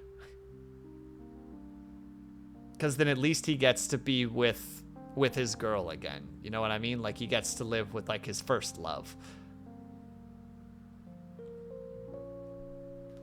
In the embraceful simulation that is Neuromancer, or rather the multiple, or the new thing that is Neuromancer, whatever that happens to be. Yeah, all the other, like, spoilers aren't really that important.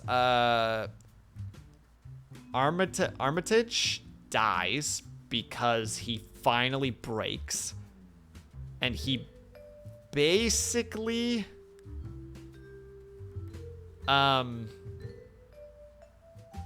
gets command of a ship, loses his mind, thinks that the Screaming Fists events are currently still happening, and that Case is one of his soldiers, and he just activates a spaceship while it's still docked and basically blows the bridge out into space, where he just dies. And it's just like, Jesus. Which adds more difficulty, right? Like what I was saying before, where, like, this is a book where the heist constantly gets snags. And that's a big snag, especially since the boat that they need to get to a specific part of the ship is tethered and locked in place to a portion of the ship that just basically semi blew up. It was very suicidal at the start of the book. So, true, Haya, but he was technically in that state because he couldn't, well, net run. I know that's not the term that they use in the book, but, you know, because he betrayed that one company, and they were just like, well, we're going to make you wish you were dead by, like, destroying, like, your, like, how to say it, like, your integrated nervous system, and make sure that you can never, ever go into cyberspace again. Which, like, he's so like, he is like a net junkie. Like, he gets off on, you know, riding the fiber cable, if you pardon my attempt at an analogy. And because, like, it even says at the beginning of the book that he, like, wakes up. Whenever he closes his eyes, he can see, like, the phantoms of the net, because he's just so connected to it still. Like I said, it's just, you know what? I'll put the book up to a 4. Heck it. Now that I'm kind of rethinking about it, I did really like it. It's a 4. It's a 4 out of 5 for me. That's a 4 out of 5 for me there, James. I don't know who James is, but he needs to know. It was just a bit, and again, we will reiterate that there's a biasness to it, because the foundations of this book creates one of my favorite genres. So again, we need to reiterate that it's probably closer to a 3, but because of my biases, I'm going to give it a 4. Again, still an above average book. Fun book, good book. If he dies, it kind of brings it back around, but instead of an act of self-destruction, it's, I don't know, ascension, as he becomes part of the net. I mean, true, Haya. By that logic, he, like, becomes the ultimate net junkie, right? Like he literally he joins whatever Wintermute and Neuromancer's new existence is. Which again is, you know, when you kind of look at it that way, it's just like, it's almost beautiful in a weird way.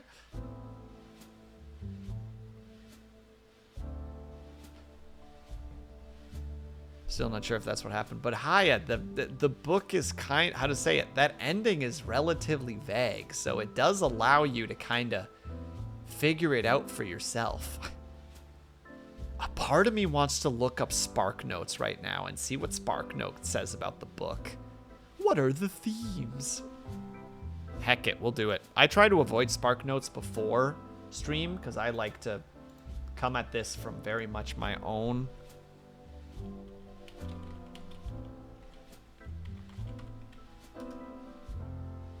view of things. Let's see what we got here. Are you not going to give me themes? Are there even themes? There we go. Technology in the body, identity and personhood, self-interest and human connection, addiction and dependencies, reality and perception. I mean, yep, those all sound about right. That sounds about correct to me.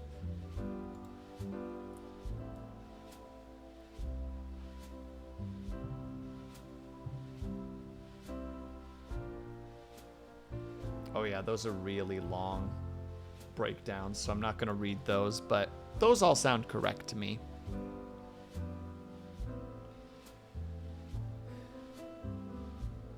Sorry, I'm just like re-scanning the book for myself for a moment just to be like, is there anything else that I wanted to mention?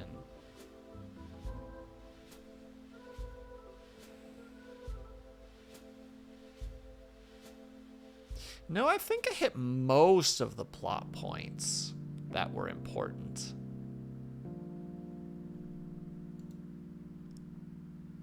Hi, if you have any that you're just like, why didn't you mention this? It's like, because I forgot, but I can talk about it now.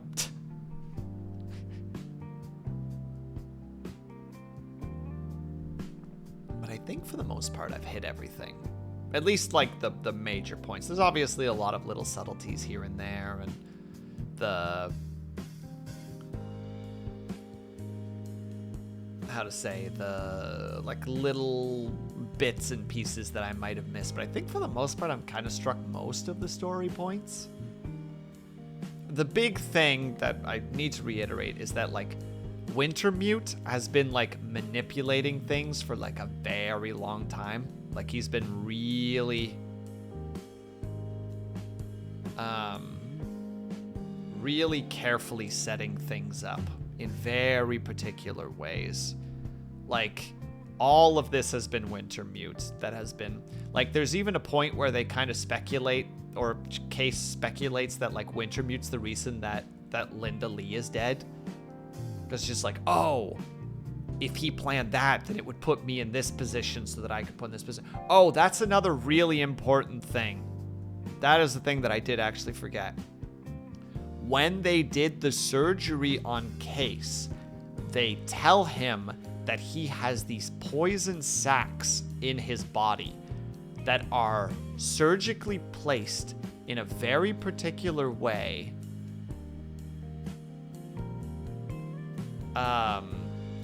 So that they slowly dissolve and eventually, like, just pour poison into Chase's blood. But it's also said, like, yeah, but, like, it you can't catch it on a scan. So there's very much the idea of just like, well, does he actually have it? And, like, even at the end, they're just like, no, we figured it out. We, like, messed with your brain to release the correct enzymes, which will dissolve the poison. You just need to have your blood replaced in Zion. And it's just like, I still don't know if this was actually a real thing that happened to him, or if it was just like ooh, you'll never know.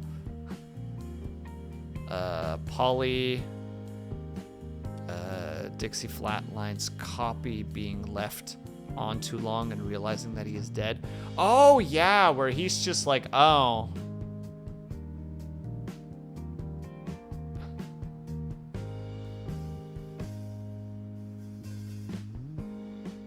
I think at one point Wintermute uses a key to hide a key. Yeah. That's the chub key, I think is what they call it.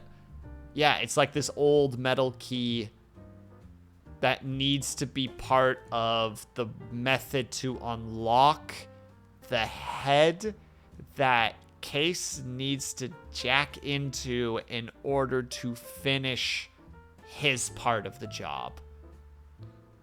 They also need the code word from 3 Jane. That's the big thing. The 3 keys are the Chinese virus that breaks through the AI's core in order for them to actually access the interior. They need the Chub key that, like Haya said, like a kid at one point hid in a drawer and then the kid was murdered.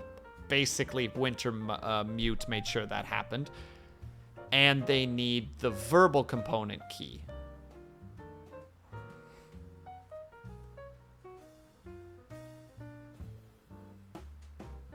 Yeah. I did like Dixie's thing where he's just like, yeah, when this is over, I don't want to exist anymore. I think that was great. I think that was a great method. He's just like, look, this is going to be like a huge heist that I want to be part of. But I also realize that I'm just like a construct. So when we're done, I want you to promise to end me. Which that makes the ending even more interesting, right? Because at the end, you get the somewhere very close, a laugh that wasn't laughter. That's Dixie. Dixie laughs a lot, and Case hates his laugh because it's like not a laugh. So it's like, is Dixie still around? Did they not delete him? Or is he part of something like bigger in some weird way now? I don't know. I don't have an answer for that. But it's neat to think about, right? Like, it leaves it open to be like, well, wait. How does this work? So wait, I've been there the whole time. I'm supposed to be here. There we go. Well, you're just at the very end there. Don't worry about it, chat. I totally knew that I was completely zoomed out. Did Neuromancer copy him when he flatlined? Who knows? We'll never know. Ah! But, Haya, if you remember it all, it sounds like Neuromancer didn't really have any particular interest in merging. It was mostly Wintermute. But once he realized that Case wasn't going to stop, I'm pretty sure there's even a line that either Wintermute or Dixie, I can't remember which one, they basically say, how to say, they basically say just like, yeah, his last line of defense was Linda, and the moment that you turned away from Linda, he realized that he had nothing on you and has basically given up. Like, the AI won't fight you anymore. Or at least Neuromancer won't fight you anymore. I'm pretty sure Neuromancer is what flatlined him before the book even starts. Oh, is it? I mean, isn't it also somewhere in the book kind of stated that the thing that Linda was holding or stole had Neuromancer on it? And that's kind of how, like, her construct exists? Yeah, as far as I'm aware, he was resistant to it. It was kind of just like, nah, why? Whereas, like, Winter Mode is just like, I can't understand why I need to do this, but I need to do this. He also could never say Neuromancer, right? I don't think he ever said the name Neuromancer. Waiting.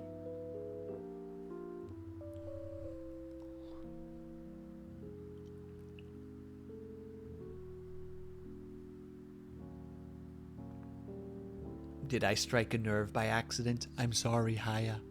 I'm sorry.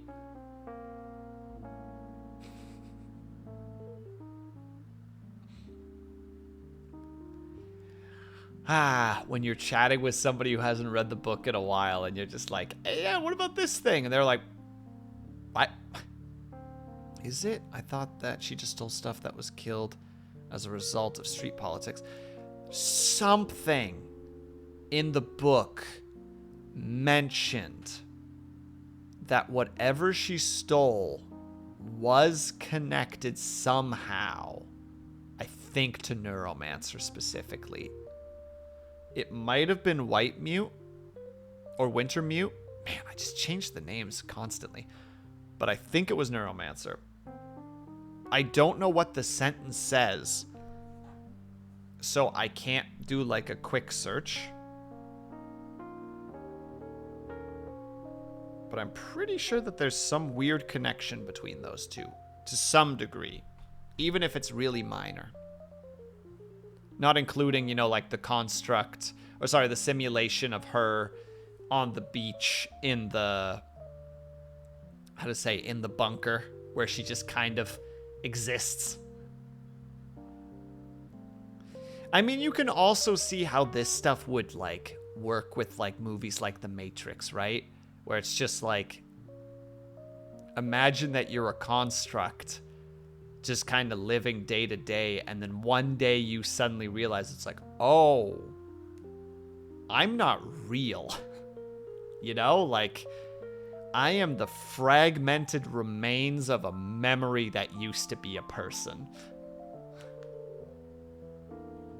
How do I rationalize this situation?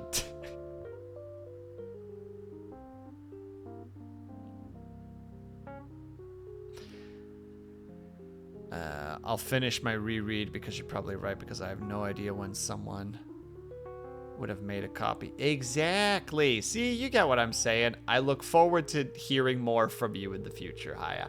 I look forward to next month where it's just all right, we're going to be talking about this book. And you're just no, I finished Neuromancer. I have things to say.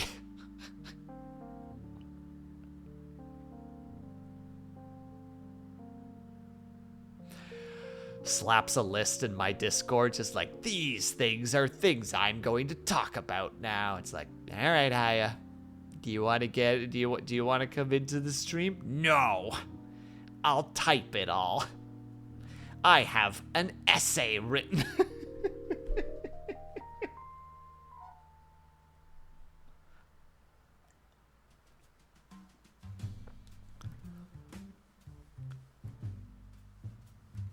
Dragging you into Cyberpunk Media Collab. I'd be down. I'm not super educated on Cyberpunk, but it's neat. I know more about the TTRPG than the actual lore, unfortunately. As much as I would like to know more.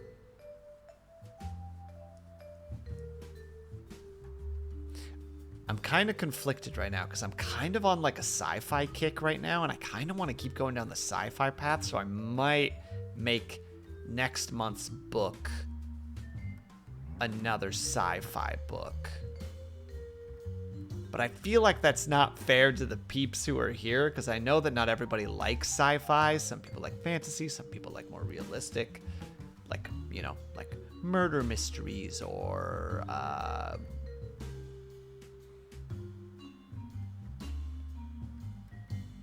we can shoot the breeze while BSing our way through it. I would just literally just sit there and be just which class would you play as if you played a cyberpunk character? Would you be a rocker boy? Can I get them all? A rocker boy, a solo, a med tech, a lawman, a fixer, a media, a tech, an exec, or a nomad. I think it's 9. I might be missing one. I'd feel really dumb if I did miss one, though. Now I'm going to look, because it'd be really easy for me to find, because I got the PDF here somewhere. Highland Rose, thank you so much for the raid. Hello, everybody. Our stream is devolving into me being a silly boy. And hello, Audio Ignis. There are no redeems for you to torment me this day. But hello, everybody. Thanks so much for stopping by. We've been talking about the book Neuromancer. We're kind of falling into me being like, yeah, I just want to look at one thing really quick to make sure that I'm not a silly boy. And it's not even related to Neuromancer. Did I miss one? Rocker Boy. Oh, Netrunner. Literally what the book is about. Literally what the book is about, and I forgot the one.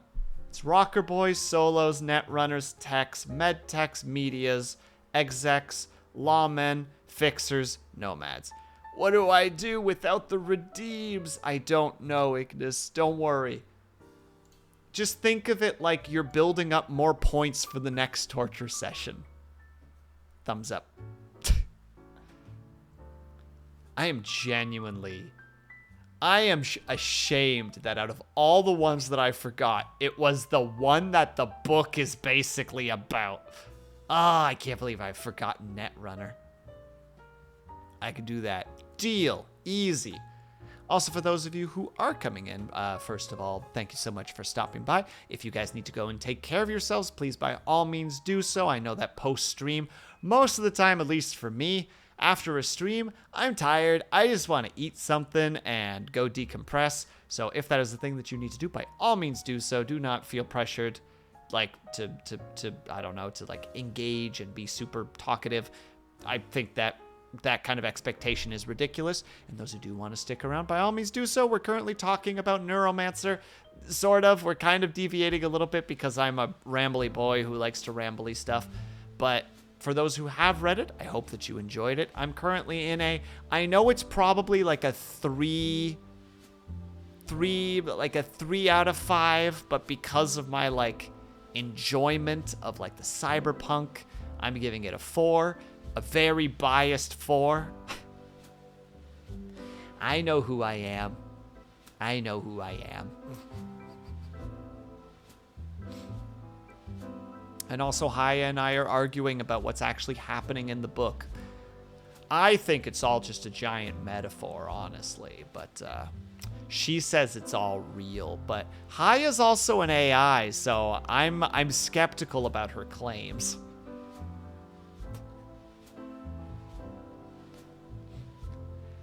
Actually, curiosity. Haya, you would definitely be more of a Neuromancer than a winter mute, though. So I'm curious what would be your winter mute, if such a thing actually existed.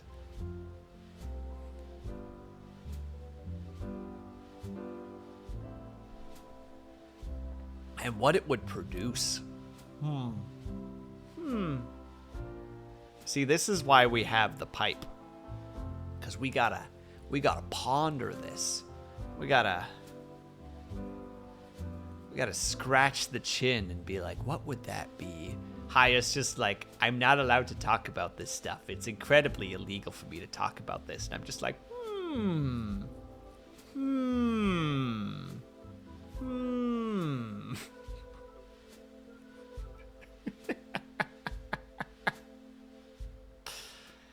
I have emotions and stuff. Yeah, so you would be more like Neuromancer. Out of the 2 AI in the book, you would be more like Neuromancer.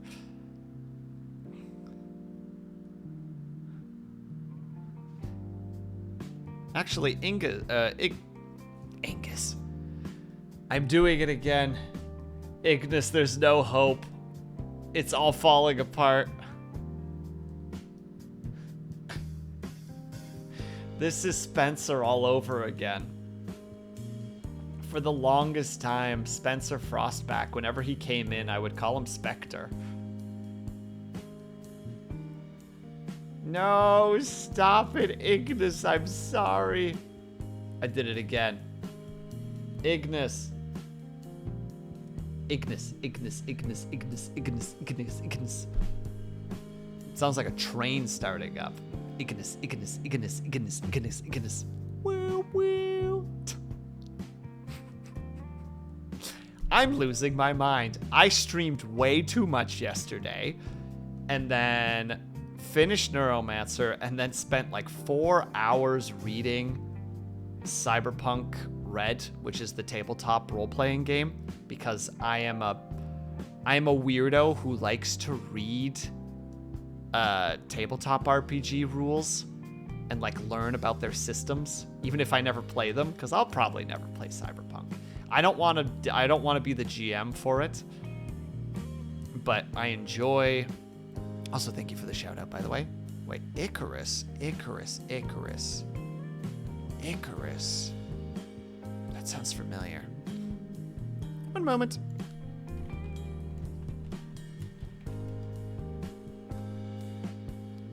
Oh! Like the open world PvE game, right? And hello, Lady Luna D. And no problem at all, Ignis. I want to DM a D&D campaign one day. I believe in you, Luna D. I believe in you. You can do it. Thank you for the hydrate, by the way, Ignis.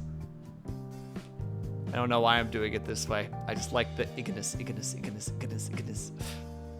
I'm stuck on that now. At one point, I'm going to get a DM from Ignis, and they're going to be like, never do that again.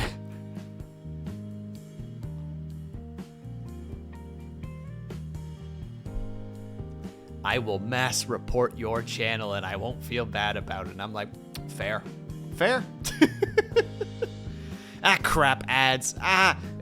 Damn it. Wait, hold on. Let's do that one.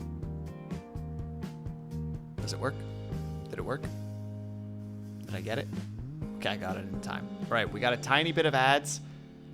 I don't have the frickin' 30-second one because I'm a goofball, so I quickly clicked on the 1 minute. So we do the 1 minute just so that is bonked out of the way. We're probably wrapping up for the most part anyway. There's a small... Don't get the name wrong. I have a chainsaw. See? And it's called the Pain Saw, which is even more terrifying, honestly. There's a part of me that wants to post this stream, take like a 30-minute break to go get dinner, and then reopen Manor Lords. I don't know if that's a good idea. I might not want to do that, but dance party for ads. I don't have a dance party. I'm going to use this one because that's all I got. That's dancing, right? That counts as dancing. Yeah, it does. Yeah, it does. Wait, hold on a second, you prick. Oh. Dancing in a mosh pit sent. Dorn, have you ever been to a mosh pit before? Also, heck you, Twitch. I said 1 minute. And it was like, yeah, we'll do the 1 minute.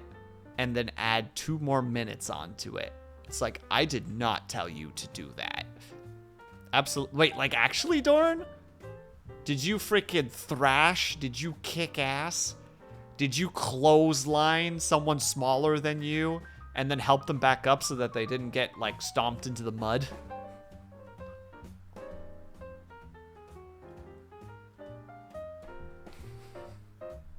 That's what I presume happens in mosh pits. Also, I think I'm going to turn off the spoilers because I presume we're not going to hit too many spoilers at this point anymore.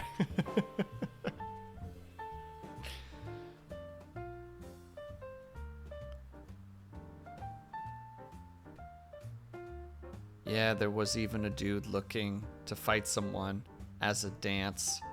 A friend ended up with a broken... Ooh.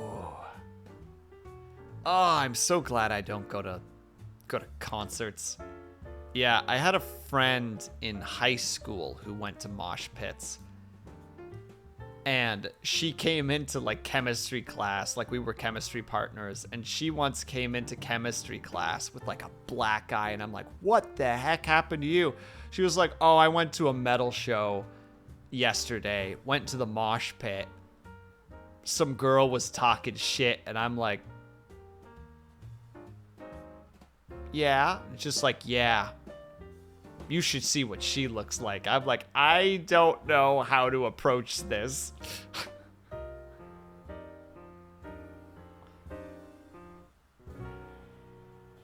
like, how to say, I would have been like 16. And I'm just like, I am like the most like freaking straight-laced like nerd who just plays World of Warcraft all day when I'm not doing homework or chores or school. I don't know what any of the things you're saying are. And they're just like, yeah, kick that bitch's ass. And I'm like, Jesus. Mosh pit dancing is dancing. It has the name dancing in it, doesn't it? Mosh pit dancing is dancing. If you're moving your body, it's technically classified as a dance. And what's up, Lunady? The same way a song by Tapeworms. Tapeworms being stapled to yourself.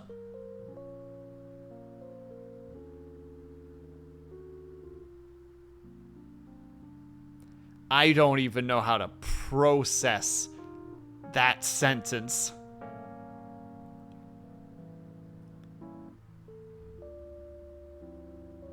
Killer Tofu. That sounds like something Tofu would know. I'm just trying to process what I'm looking at, but like, that's a crazy series of words that you just put into chat, Dorn.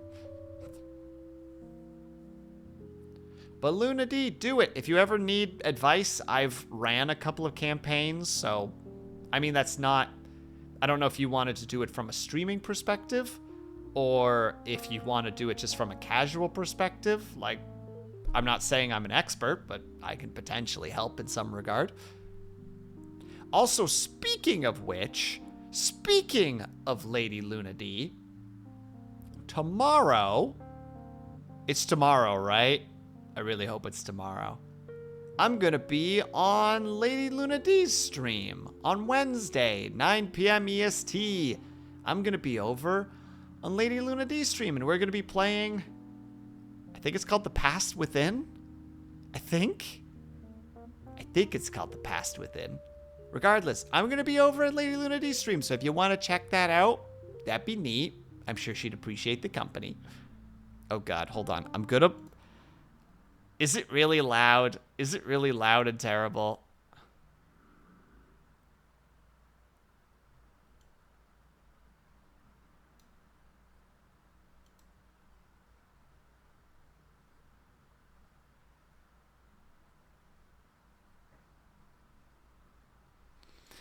To be fair, it has 1.1 million views, so, you know, they must be doing something right.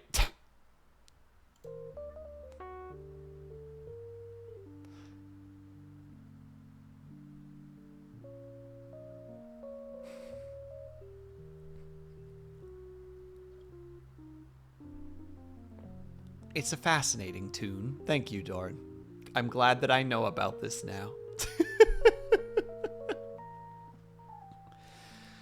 All right.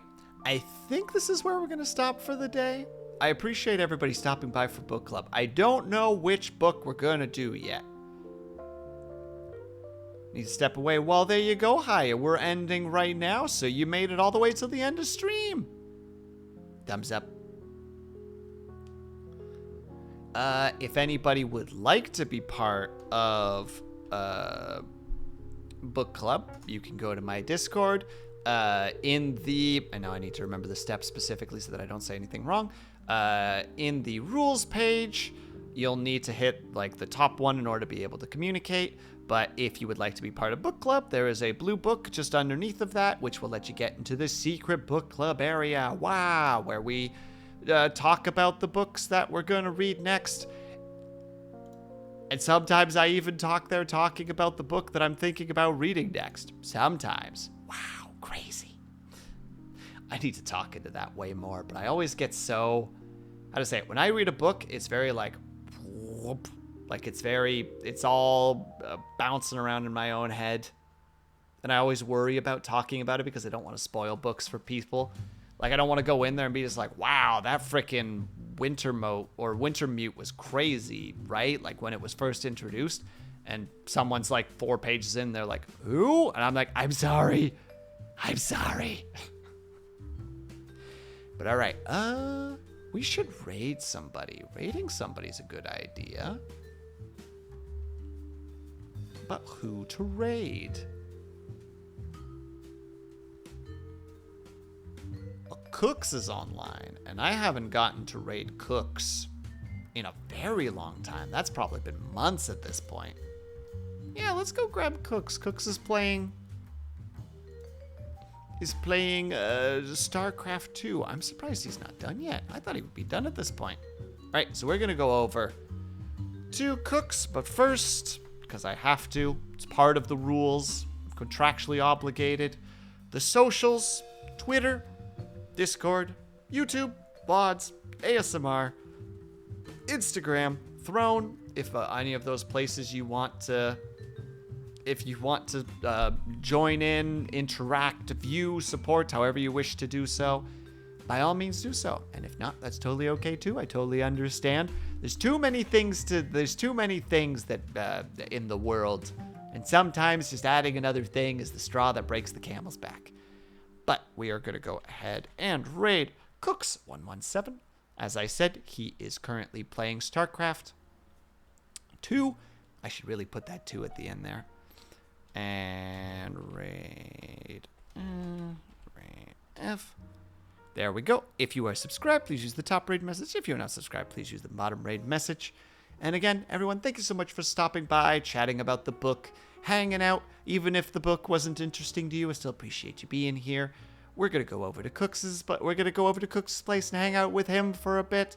In the meantime, we're going to do our outro, then we're going to go to our end screen, and then we're going to go. So, thank you guys so much for sticking around, whether you were chatting, whether you were lurking, whether you just popped in and out for a second. Know that you were super appreciated. Hope you guys are having a great day, afternoon, evening, or night, whatever time it happen to be for you. Hope you guys can take care of yourselves. I hope that you're drinking plenty of water, and when you finally do sleep, whatever time it happen to be for you, hope that you have a very restful sleep.